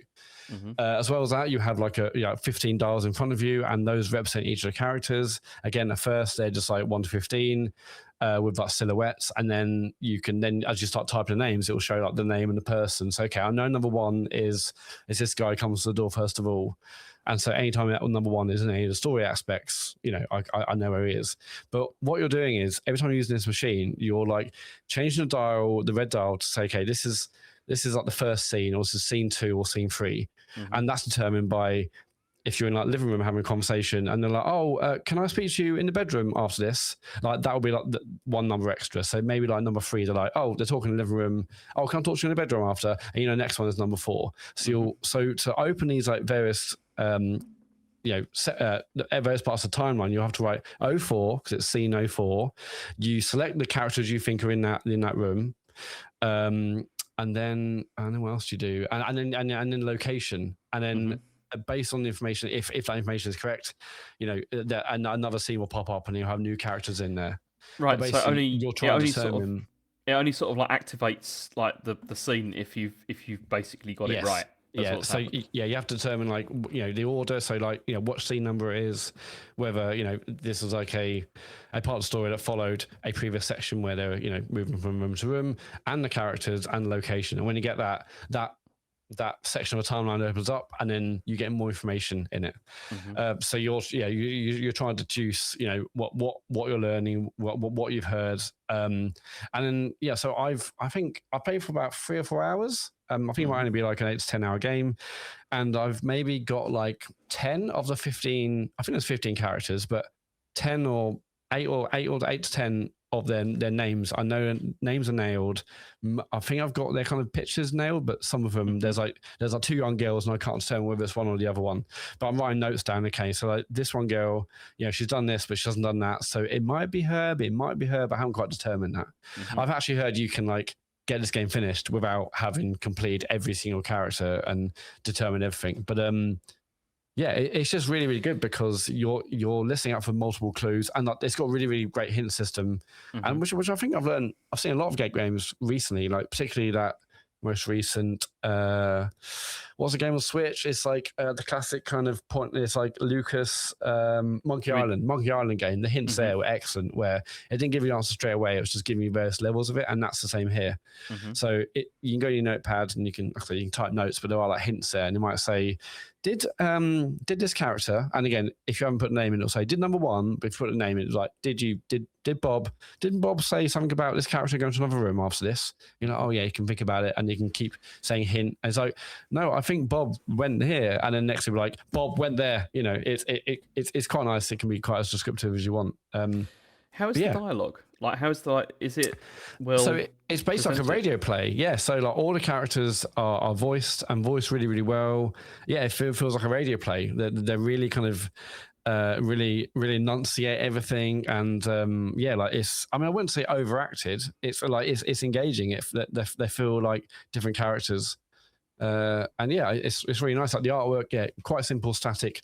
But artwork as you go into each scene, but they're nice. You'll see like the silhouettes kind of moving around the room, and again, if you've already determined the name and the kind of visuals of that person, they'll be in the cutscene as well. But yeah, it's just really interesting because I think there's like 12 or 15 people in this room. There are some mishaps going on. There's obviously some people are dying. There's also some other mysteries. There's people you think, hey, they're definitely dodgy, or I think they're quite nice, and maybe they're not so nice as you first thought. Yeah, it's really, really interesting. Like at first, the machine was really overwhelming. I was like, how do I even use this? There was like, you find instruction manuals or instruction pages as you go through, and on the pages of the instruction manual that you just randomly find, you're not exploring anywhere. They just appear suddenly on the UI or on the machine as you go back to the machine from a scene. It'll have like handwritten notes saying, like, it might have like the first two letters of a room with like 0102 question mark. Okay, I'm going to try and like work out what's after 0102. But yeah, it's really interesting. You're basically trying to piece this story together by working out who was there, where they were, and the order in which this part of the story happened. And yeah, so far I'm really, really enjoying it. I mean, I love a detective game anyway. This feels, you're not really doing detective work. It's more... Yeah, you're piecing things together. Yeah, you're just piecing a story together. Yeah, rather than like, how's this work? I played, I loved the Seance of Blake Manor, which was different. I thought it'd be, so I heard in this game, you have to determine where people are in the storyline. And like the great thing about Seance of Blake Manor is that you are physically walking around the hotel and knowing that, if this person's here, then that means I can't be there. And you work out who's over there based on that. So this isn't that. It's not so much detective, but still really, really interesting. And the machine is really satisfying as you're trying to work out. It sounds like you're like sort of cutting together like a radio play or something. Yeah. Which is and this is, I mean, obviously this is like PC and Mac only, and yes, probably would not work on consoles because of the text input, right? Well, yeah, I mean, probably. I mean, like, so obviously I've got a Steam controller. I could probably play with that, but I just thought I'd play it with keyboard and mouse. I mean, I'm sure you could have like a gamepad keyboard if you really want to do that, but I think it'll probably work on console. I mean, yes, there'll be a lot of typing if you want to do that, but I'm sure there are other ways around it. But yeah, really, really good so far. I'm definitely gonna get it finished because I love a detective style game, and this is really just really interesting. Yeah, I'm enjoying it. Cool. And that's was good. The incident at Galley House. Cool. Okay, well, I've got to talk about Final Fantasy again. Oh god, yeah, you have. Because I mean, last week I'd finished what's it called? I'd finished Remake and the intermission chapter as well, and I thought, okay, I need to have a break now because that was a long old game. How long did Remake take you in the end? About 35, 40 hours, I think. Right, okay, I think that one took me 55 hours. Again, I'm slow and shit at games, but I was also enjoying my time with it. And then I just thought, maybe I need a break from this. So I thought maybe I'll play something else. And so nothing was really grabbing me. And then I just thought, well, I've got Rebirth sitting here on my console. And also I was thinking, look, at the moment, this is the only time I'm going to have to actually play through and finish this, like in a reasonable amount of time. That is true, yeah. Because I'm sitting here on my own most of the time. And as soon as I move back to the UK, I'll have family, all the other stuff, to deal with. So I thought maybe I'll just play this now. So I did start it, And Okay, but just before you get on, so I heard last week's show obviously, and you say you ended remake on a sour note, yeah, I'd but say I then you did. played intermission, and you Yeah, said that ending was better. yeah, I Did thought that so. make you think were you a little bit happy about maybe playing another one, or were you still like, You see, oh, you, I wasn't thinking like, oh, I can't face playing this at all because if I wouldn't have done it if I felt like that. And strangely, like I had a couple of days before I started playing it, and I actually started to miss the characters a bit, and thought actually I enjoyed that. I enjoyed yeah, playing with these, with these characters. It was good, and I'd like to see what happens next. And obviously also because of the time factor. yeah. And so I started it up, and I mean I'm thoroughly enjoying it at the moment. Oh, And okay, it's like I really like the opening. I thought the opening was great. Like I really like the opening, and because like it goes back to the whole thing where it kind of tries to explain why things are the way they are. yes, Particularly between like Cloud and Sephiroth and everything. I thought that was really well put together. And then I'm really enjoying like the massive open world at the moment. I was enjoying the fact that these are different environments that I'm going around, and it's yeah. not just this like grimy city. I was enjoying that. I'm up to chapter 5 now. I think it is Okay, so chapter what 4 or 5. what location is that? 'Cause you done grasslands is two or Grass, three, yeah, the grasslands I've done. and that is Um, huge. That environment. I mean, did you do everything in that environment?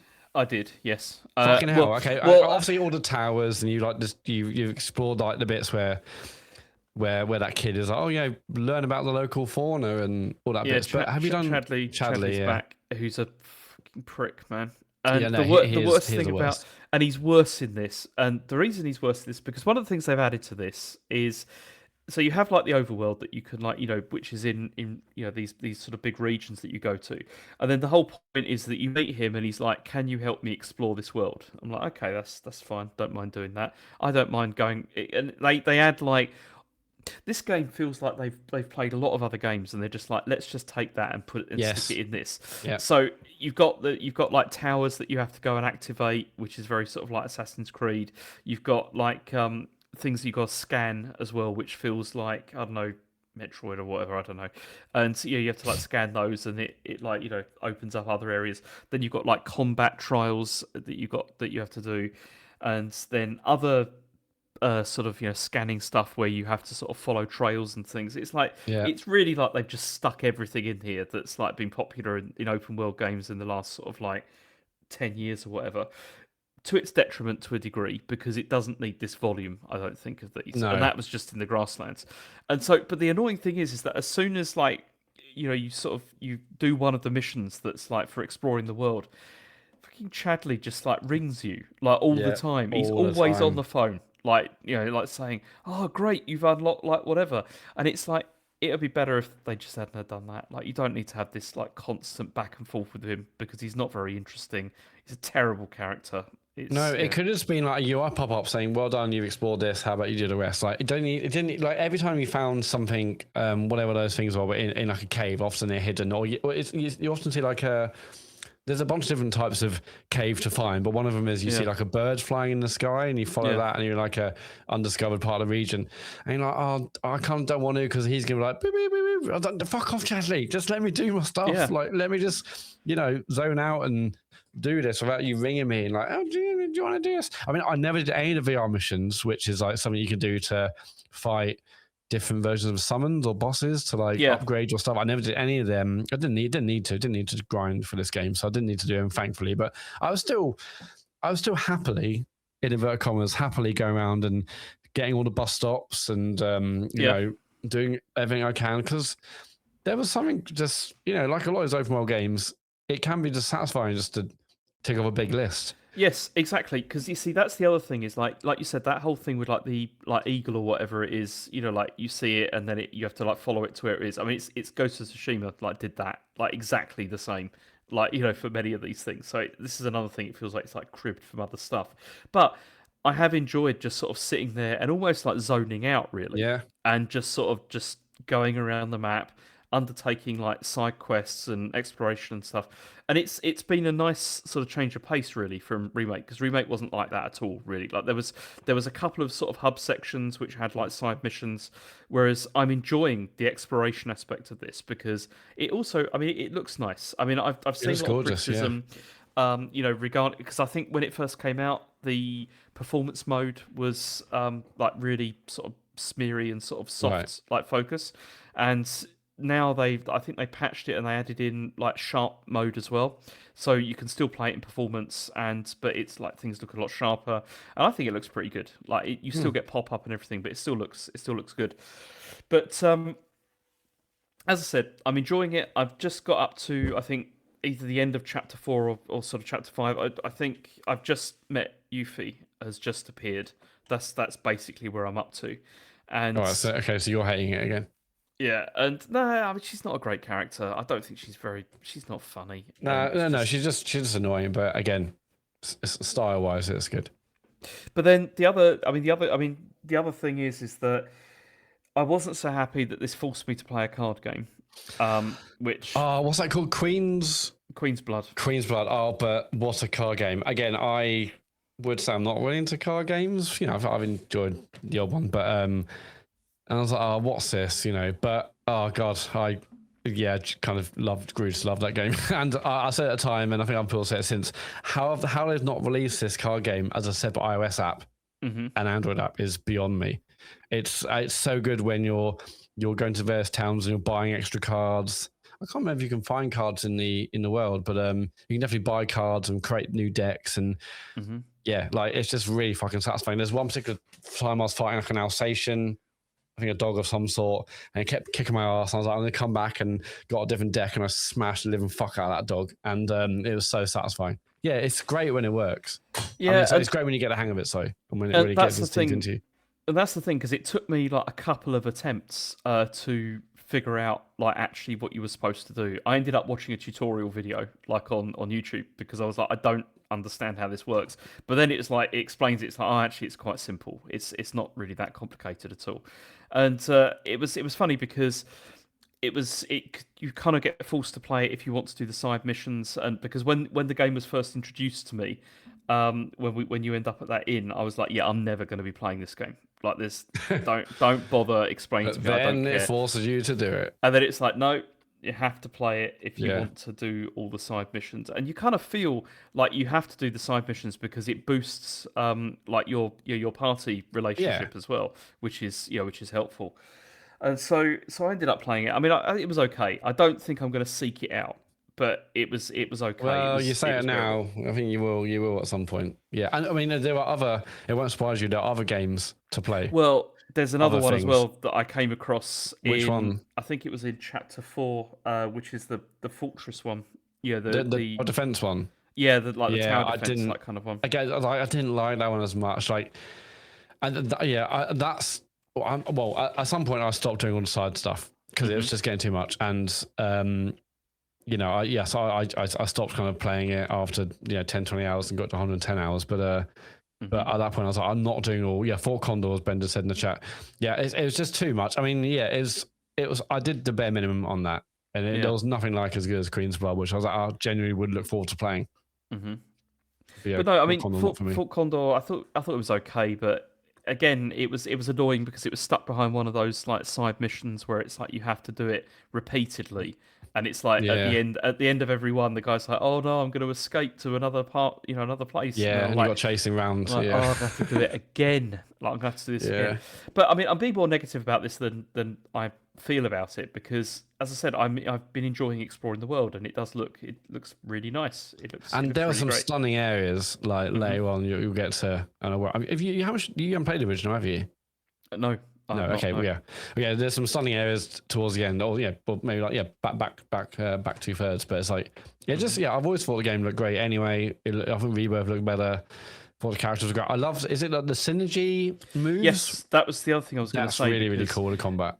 Yeah, I'm enjoying the combat. I'm enjoying like particularly the synergy stuff, but then also the upgrade system as well. I'm finding more interesting this time around than I did in remake. Because with material, with the weapons and with the weapons, the weapon system, and then how you can you have like the grid as well that you work across. It's Yeah, I'm enjoying that a lot. I do have a couple of questions for you Okay, that hopefully you'll be able to answer that's related to um, this. let's see. The character of Zack, who Yes, was introduced at the end of Remake very yes, briefly, does he feature in this game in Rebirth? yes, Is he right? Okay, so he is yeah, going to show up. yeah, Okay, yeah, because so far he looks like a palette swap of Cloud, and it's like yes, I'm very curious to see what they're going to do with that character because it just feels weird. yeah. He's in there. Does the cat from Remake show up at all? Yeah. It Now does. it does. You can be part of your party. I mean, I did not give a fuck about that cat, and Okay. I only had to have him in when like there were obviously points where like the group is split up and you have to have certain characters. Yeah, I mean, like I said at the start, and like you said last week, I love this game, but most of the characters I didn't really give a shit about. The cat being one of them. Maybe if I played, well, again, I played a fair bit original, but if I, if I'd played it when I was younger, maybe I have different feelings. But I kind of only really loved the main four, and so like the cat and other characters you get, I just did the bare minimum. If I had to have them in the group, sometimes you had to. I didn't. It wasn't really into that myself, but Yeah. the cat's in there. See, I feel like that about like Red 13, for example. I don't really care for that Yeah, character that much. And but Red 13, not a huge fan, but their story is excellent. okay. Their story is really, really good. But you see, I mean, the characters I care about the most is, I mean, like Barrett, I think he's a great character. Aerith as well is now one of my favourite characters ever. It's funny, I found her irritating when I first played with her, and then now, yeah, she's become somebody that I care about, Yeah. which is weird. What changed? I don't know. I think it was just spending more time, like more dialogue, more. I don't know. It's just something. I don't know. Something clicked, and Yeah. I now I want to pursue her story and see where it goes Okay. because I'm really curious to see how it ends up. Um, yeah, I was good. This is the other question I was going to ask you, which you've already kind of answered. Is you know, this mini game stuff? Is it going to spiral into more of them? Yeah. I can't remember the name of the area, but it's like a beach area, and that it's like, are you taking the fucking piss? Are you actually taking a piss? Like the amount of stuff to do there is absolutely insane. A Costa del Sol, that's one. Thanks, Ben and chat. Yeah, I was like, oh my god. And I think maybe I'm not sure if that was the point. I'm like, yeah, I can't do this anymore. I cannot do all the side stuff. If I actually ever want to finish this game, because I cannot imagine how long this game is if you want to do everything. Obviously, if you're really good and maybe you can smash through it in, a mere 100 hours. But doing 110 hours, and at some point I just gave up the side stuff, which I was a bit disappointed on because I loved doing it all in the first one. I didn't think it really hampered me. I'm not like, hey, if you don't do it, you're gonna have to grind. I don't think it was an issue that, but yeah, we'll see what the third game has to offer. But yeah, there's lots to it. I mean, again, if you want, you can just spend hundreds of hours and enjoying everything. I'm not saying then they're not good. It was just too much for me, too overwhelming, and I actually wanted to get the game finished before I died, so I gave up on that stuff. And I did feel like the bloated did kind of get in the way of my enjoying a bit. I feel like I didn't enjoy this as much as Remake, personally. But again, it's the middle game of three, so maybe I can give it some slack. It was never going to be like the hard hitting thing, and the third one I'm really excited for to see how they end the story. But yeah, so you're obviously going to finish this. Any kind of extra bloating and padding, you're going to get through it, and you're not too fast. Yeah. I will. I mean, because the thing is, I'm trying to approach this as being like, I know this is going to take a long time, and I know it's like a big, massive game, to get through. But it's fine because I'll just play it, blocks at a time, and I'm as I said, I'm enjoying it like so far. Despite the niggles that I've had with some of the things, I'm enjoying it. I still think it's it's good.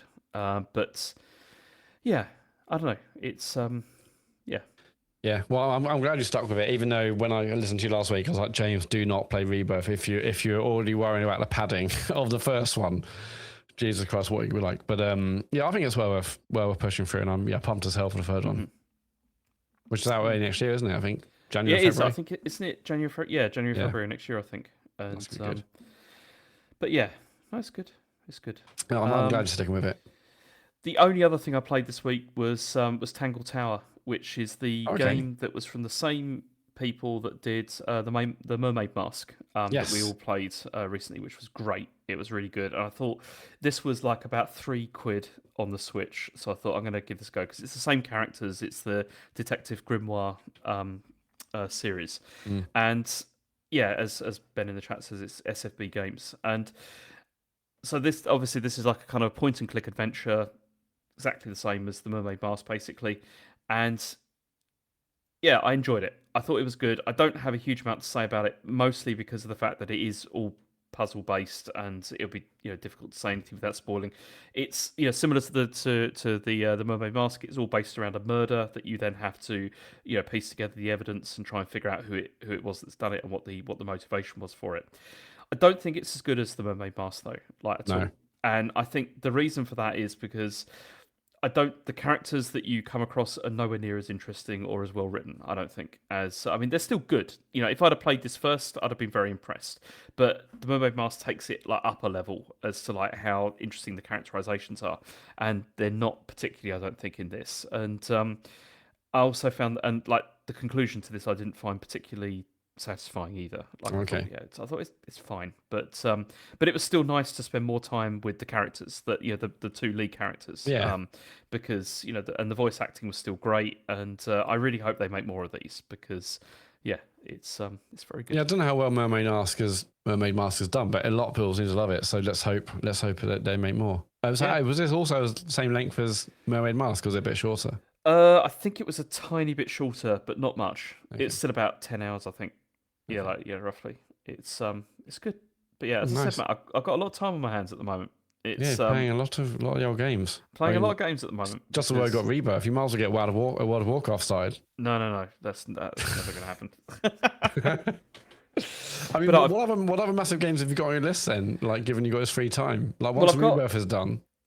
Once Rebirth's done, I'm hoping to get Rebirth done before the Metal Gear Solid Star Citizen, you could do out. Yeah, it's never coming out. Oh, MGS collection, yeah. When is that out? That's out at the end of this month, and so that's probably. So you got 2 weeks. I've got okay. I'm never going to finish Rebirth in 2 weeks. That's not going to happen. But yeah, you might do. I don't think so. Maybe this weekend, Saturday, Sunday. If I just sit there, got 48 hours this weekend. Just exactly, I can just sit there and just play. That's pretty much what I did on Saturday. I just sat there from the morning to afternoon, just like playing it. What did you do on Sunday?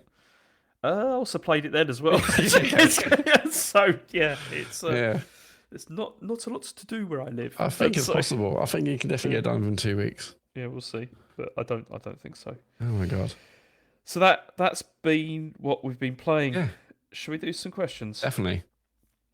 If you want to contact us, you can go to tcgs.co and you can fill in the form and send us stuff, which people have done. First question is from Major PDD. He says, I have a question not related to computer games, toasted sandwiches, or what your best fruit or veg is, although both good questions. This may have been answered already, but I think, like most that play games and have a full-time job, most of the other useless crap just gets purged out of my brain nowadays. So to save me going back over the episodes, how the fuck has James managed to wrangle shipping his family back to the UK and stay in Germany all by himself? Thanks all. You're all equally loved. See you in October. I mean, this is a good question, Major PDD. How have you wangled this? Well, I've not wangled it. It's very irritating, honestly, because so the reason. Let me just explain the reason.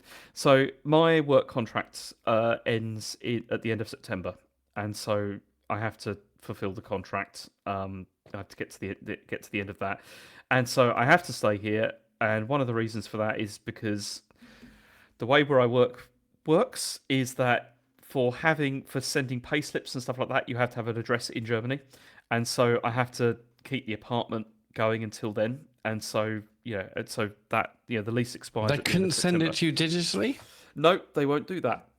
Fucking hell! Okay. Talked about Germany, Matt, before. Yeah. But it's but then also like Chen and the kids had to go back because we had to sort out the schools for them because obviously they're starting in September and they had nowhere to go, and they had to go back. Like Rachel, my daughter, she had to go back and she had to do like interviews and stuff like that because she's going to sixth form, and then also we had to find somewhere for Asher, so they had to go back, and they also Chen wanted them to go back a bit earlier so that they could get used to like living back in the UK again before they went to school. So that's how it happened, basically. I mean, I know it sounds great that I'm getting to play all these games, which is a plus side, but also it's really fucking lonely, and it's not actually a lot of fun to be here on my own all the time. But yeah, never mind. That's that. Yeah. Oh. So that's why. But next question is from Cardinal Bejimbus von Quim. He says, given James is moving back from Germany, in inverted commas, will he finally admit which city he's been living in? No. No, is the answer. I'm not going to do that. Stand by for a special Patreon bonus show in about 4 years' time. It'll all get revealed then. He's been living in the Germany area. Yeah, it's in the Germany. Okay, I'll narrow it down. I live in the north of Germany. There you go. It's yeah. Okay, map fans. Yeah, but there you go. I'm sure there's been so many clues like, over the 7. How long have you been there? 5, 6, 7 years?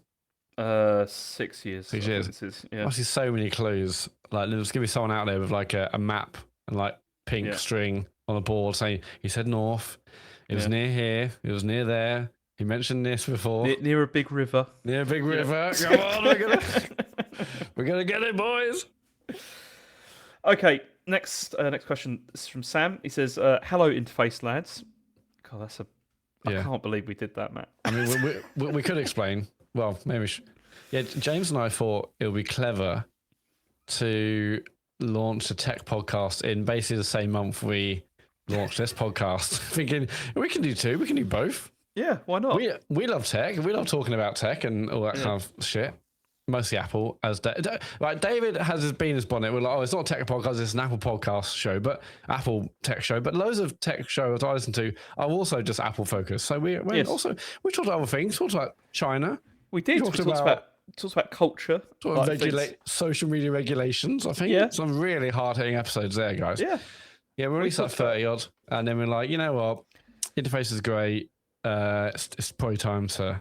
I think we felt we'd done all that we needed to do with it, really. Yeah, we completed tech podcasts. We're done. Yeah. But yeah, anyway, that's interface. James, a fucking great name. I think I nailed the name. Well, do you remember the dispute over it? Well, yeah, because I wanted. Oh, yeah, because so at the same time, there's another podcast that launched at the same time called Interface. Pretty much the same time called Interface. Was it called the Interface? And then they normally got. I really wanted Interface.fm because a lot of like I listen to ATP. It's like accidental tech podcast and Relay Network, and they've all got .fm handles. I was like, .fm URLs. I want to get interface.fm, and then those twats bought it. And then we had like many disputes with like we did have a bit of a dispute with them about who should be allowed to be called it. Yeah, we've both been called it, mate. Also, we were in a chart, so up yours. Yeah, yeah. Anyway, that was Interface. I can't believe we got as far as like how many episodes? It's like 33. Like 32, 33, yeah. Yeah, I can't believe that's quite a lot of episodes. It's yeah. But anyway, it's gone. And yeah. So anyway, Sam says, hello Interface lads. Great to see my favourite tech podcast is back with an episode 3 after a decade hiatus. Not sure about all the video game and turf laying content this episode, but I'll muddle through. Question for the tech podcast kings. With the iPhone Fold rumoured to hit in a couple of months, in the new passport-sized format that we've seen popularised by the Galaxy Fold 8, what are your thoughts on this device, and are you going to buy it? As a big comic book reader, I'm absolutely gagging for it, and while my phone contract doesn't end until next year, I'm really tempted to do an early upgrade if the pricing is similar to the Fold 8 and the cameras aren't terrible. Best wishes, Sam. See you at the CCS live show in London later this year, possibly with an iPhone Fold. So, I mean, I'll say straight off, I'm not interested. As in, I'm not going to get one of these. No, you're not even slightly tempted.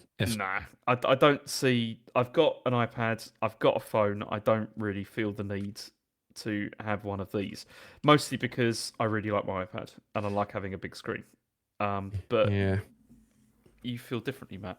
Yeah, so I had an iPad 1 and then I sold it to get an iPad 2 and I realized actually I don't even use my iPad. What am I doing? So I didn't get an iPad 2 because I had because I had an iPhone Plus at the time and now I've just had the iPhone, the Pro Max. So I have like a big enough screen. I don't need an iPad. At least I don't feel like I need one. And I've also thought foldables, what's really the point? But you know me, I do like a new thing. And yeah, I don't know. I mean, I guess the biggest, do I want one? Yes. The price is going to be an issue. You know, obviously current iPhones are like 1,100 quid, a lot of money, but I use it every day for everything. You know, so I feel like I'm justified in my brain to pay that money. I don't have to, of course, but I want to, and I want the best. This is going to be like the Pro iPhones are like 1,100 quid. You can buy the other ones for cheaper. Yeah, of course, but I want the best cameras and stuff. So yeah, but so I've currently got like a 17 Pro Max. But then okay, it's a lot of money. I get that, but then this is going to be like astronomical amounts of money. Like we're maybe talking $2,000. I think like the Fold 8 is 1,600 quid. I think it starts out at. Yeah, I think it's about that. Yeah. But then Samsung make their own their own RAM, their own other things. So they can make a lot of savings there, as well as Apple still has to outsource a bunch of stuff. But yeah, but then when I went to Paris last week, I flew. I'm not blowing my trumpet, but I flew, guys. Okay, and in the airport they had like a Samsung shop or whatever, and they had the Fold 8, and I recorded a video and I sent it to you, didn't I, James? Yeah. And I was like, yeah, I can totally, and it's the room is the same form factor, same size, all that kind of stuff, and I'm like, I can totally see how this is going to look and feel incredible on iOS. So yeah, I mean, right now I'm like, obviously I want one just to see what it's like. Would I even use it? How would I use it? Would I be unfolding it a lot or not? But we have to see what the cost is like and if I can really stomach paying that much money. But because the rumor is like the regular iPhones get like a 30% increase on price. Like allegedly it's costing Apple 38% more to produce these things, so they're going to have a massive uplift. This is expensive anyway, so I don't know. It could be bad. I mean, my 17 Pro Max is still in great nick. Like battery life's still amazing. Camera's still incredible. The cameras on the Fold are, apparently there's no kind of, what's it called? No, wide angle it's got, but anyway, if it's no telephoto lens, I think maybe, so maybe no, 16 times zoom, but who knows? Anyway, I'm excited. I want one. Let's see what the price is like. But you know me, I also like new silly things, but we'll see. You're definitely going to be getting one, Matt. It's definitely going to happen. It is the most exciting kind of iPhone like development we've had since the iPhone 10. Yeah, I'd say that's probably true because I mean, I got the iPhone. I'm on the standard iPhone 17 now, which I really like. Before that, I was using the. Someone get these beggars out of here. Yeah. I had the 14 Plus before that, and the only thing that because I wanted to go back to like having a slightly smaller phone, and the only thing I regret about it is that the battery is really not as good as it was with the plus size phone. That's the only thing. But aside from that, I'm still liking it. But I don't know. I like my iPad a lot. And the reason I like it is because I can read books on it. I can read like magazines and stuff like that, which is maybe what you can do with this, because that's the thing. I tried to do that with like the plus size like phones, and it's just never big enough. It's yeah. Just when I would commute to work, I mean, ages ago, I was starting to use Kindle on the phone, and it was fine. But I just never, I was selling it. Even when I had the iPad 1, I wasn't really using it much. I don't know. The phone is big enough. I'm used to it. And I look at it, so I'm like, well, am I actually be folding it out? Am I going to be unfolding it a lot? I'm not sure. I don't know. I assume I am. If I fucking pay that kind of money, I will be unfolding it every 2 seconds. Yeah. But we'll see. I'm a sucker for these things, and it's very exciting. But we will see. Okay, Pork Beef has written him. He says, a situation has occurred. David has taken a week off the show and has left James the opportunity to regain a measure of control in their dynamic. Now can finally be the time where James reveals what he said on the bus without a certain Mr. Elmo Van Turner's there to muddy the waters and twist the situation. Does he finally do it? Update the law and take one for the team? I mean, no. Why would I do that? I mean, David would flip his lid if you did that. I mean, I appreciate... It would take back control, though, and us taking back control as a nation has never not worked. That's true. That's true. It has always worked completely. Yeah, exactly how we imagined it. And it's ended up with people being a lot richer. Yeah. As well, most of the time. So if you want to be richer, James, maybe you should take back control now. Yeah, I mean, I appreciate the attempt, pork beef, but it's not going to happen. It's that's not going to happen. Do you think this is David messaging in under a pseudonym, baiting you? Nah, he wouldn't do that. No, he wouldn't do it. No, Absolutely. that's the sort of thing I'd do. Have you done that? Have you ever messaged the pod? Yeah, I told you I did once. Oh, did you? When I was away. When I was away in China. I wrote in. Oh right. Yeah, I've not done that. Didn't get read out. Didn't get selected. It wasn't good enough. Forget it. Delete that. Yeah. Next one. Codename Tommaso Guardino. Is that right? Yeah, Guardino. Yeah. Yeah. Dear Peaches, Pitches, and Beaches, and okay. What movies did you watch on VHS when you were sick as a kid? I watched Home Alone, Star Wars, or Inspector Gadget, all taped from the telly. Peace and love on planet Earth, even on your island, if possible. From Tommaso. I remember having Independence Day on VHS. Yeah. I was and what was amazing about that is, I love the film, still one of all time faves. Wouldn't be in my top three, but anyway. But I was very excited because inside you got a slip to get like a free Independence Day burger at Burger King. It's like it's a special burger, James. It was unbelievable. It's like those are the days we used to get like a voucher, like just a free burger in it with a VHS. And I think that was the days for DVDs. And I got I think I pre-ordered the VHS. Already mad. It was at Tesco, and I was part of the pre-order. When I pre-ordered it for £1 or whatever it was, or a shilling or footpenny bit or whatever it was back in those days, I got a second VHS, which is like bonus features. Really? Which is like, obviously pre-DVD. I was like, this is sick. This is incredible. This is Independence Day, right? Independence Day, yeah. Did it have that reflective thing as well? Yes, yeah. What are they called? Like tenticular? No, that's not it, is it? No. Oh my God. What the hell's tenticular? I'm scared now. Is it oh, hang on. Well, what have I said something? Oh my God, hang on. Lenticular? Oh my God. Lenticular, Okay, I was like, oh God, this is one of my searches I shouldn't have mentioned on the pod. No, yes, lenticular cover, where it looked like it's like the White House blowing up or whatever it was. Fucking hell, what a VHS. Yeah, I mean, I think in terms of stuff being taped off the TV, I mean, definitely, I think Christopher Reeve Superman. I watched that loads when I was a kid, and Superman 2, and Superman 3. Quest for Peace, not so much. I mean, it wasn't very good. Mind you, Superman 3 wasn't very good either. Have you seen the most recent Superman movie? Yes, I have. Yeah, it's good. It's good, isn't it? I thought it was fine. I thought it was okay. I don't think any of those DC ones that is it James Gunn? Yeah. Well, he's in charge of DC. I mean, Supergirl was. I mean, I thought it was rubbish. Elodie loved it. I thought it's just nothing happened. It's just boring. But Superman, I thought was great. I can never remember that guy's name. When I was playing Halo the other night, I thought his name was Brian Gunn. I don't know why. it's Brian Gunn. Yeah. Well, actually, I'm sure was a character in Tekken a long time ago, but maybe not. I'm not sure. Yeah. But yeah, I remember watching Superman. Watched that many times. Over the years when I was sick. As a child. I mean, I barely do anything when I was sick, so I just sleep. But in terms of stuff I recorded from TV, I watched and hammered the living daylights out of the 1990 FA Cup final, which is. Do you know what that was? Which one? 1990. Oh, so Palace and who? Palace and Man United. Okay. 3-3. Ian Wright came on as a sub and scored 2. Unbelievable.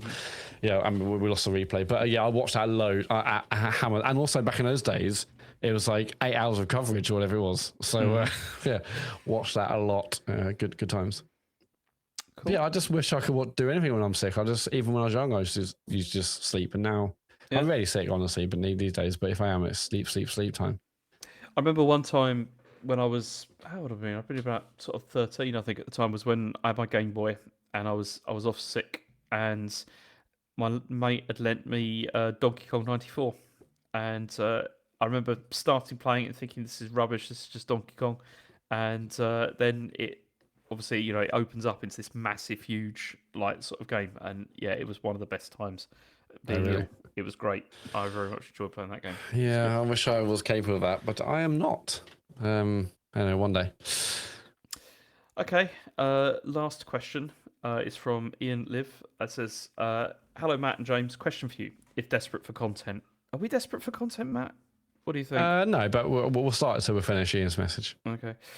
With the reports of alleged union busting and firing the starting gun on dropping physical media, I'm seriously considering not buying GTA 6 on principle, even though it will be the biggest game of the year/generation. The recent boycott of Zero Parades, organised or not, seems to have hit the developer hard, but any boycott of GTA will be like pissing into a hurricane. Have you boycotted a game for principled reasons in the past, or boycotted a game for totally ridiculous reasons? Love the pod. Please don't fucking stop.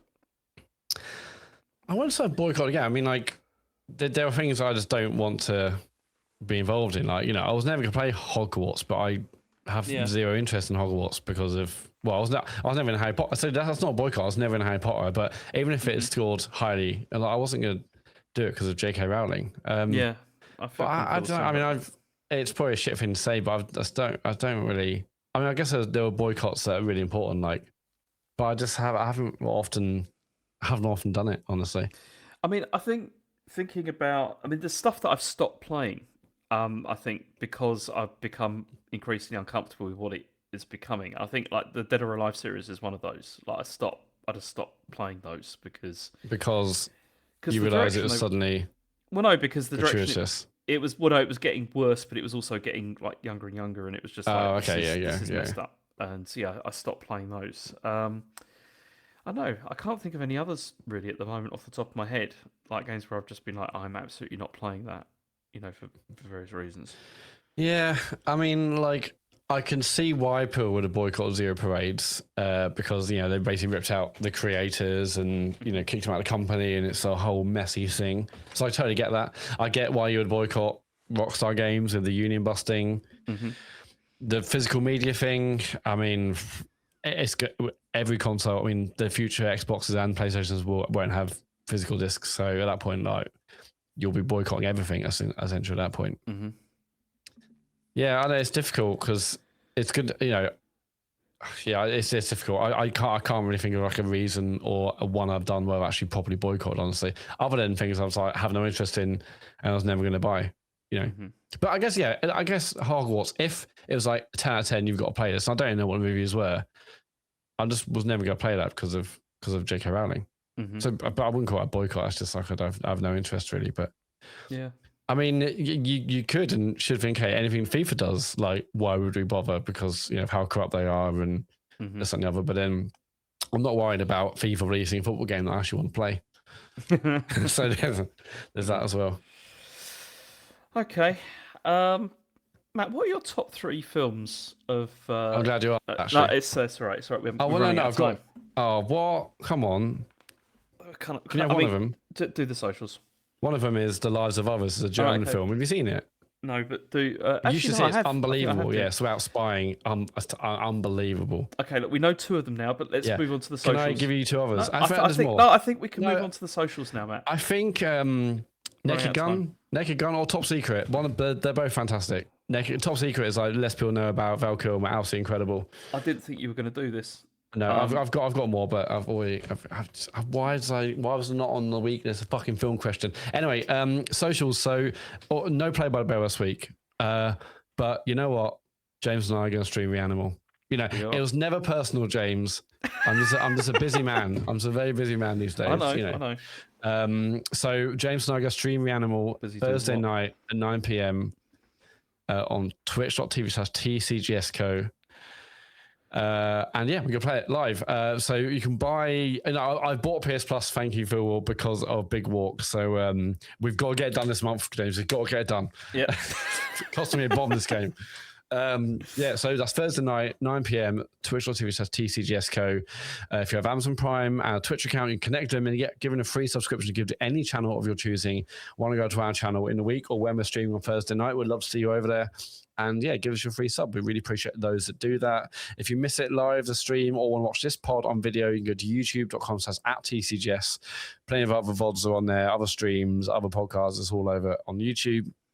And we're on Patreon if you want to support what we're doing, support what not just me and James are doing, but also I guess Dave and Sean, if you remember those guys. They they both got beards actually. One of them was quite mouthy. The other one, yeah, no, it don't matter. But just listen to old episodes. There's 2 other guys we used to do a show with. But if you want to support what they do and we're doing, go to patreon.com/TCGS. There's exclusive monthly podcasts on there. There's talk servers. There's game streams. It's all over on Patreon. And the website is tcgs.co for links to our amazing Discord community, our socials, our pods, our store, our Patreon. It's all over on tcgs.co.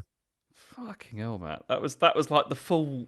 That was the full socials. Like Yeah, that. well, We haven't last had week those I just for a read while. out the website, so I thought I'd go full bore this week.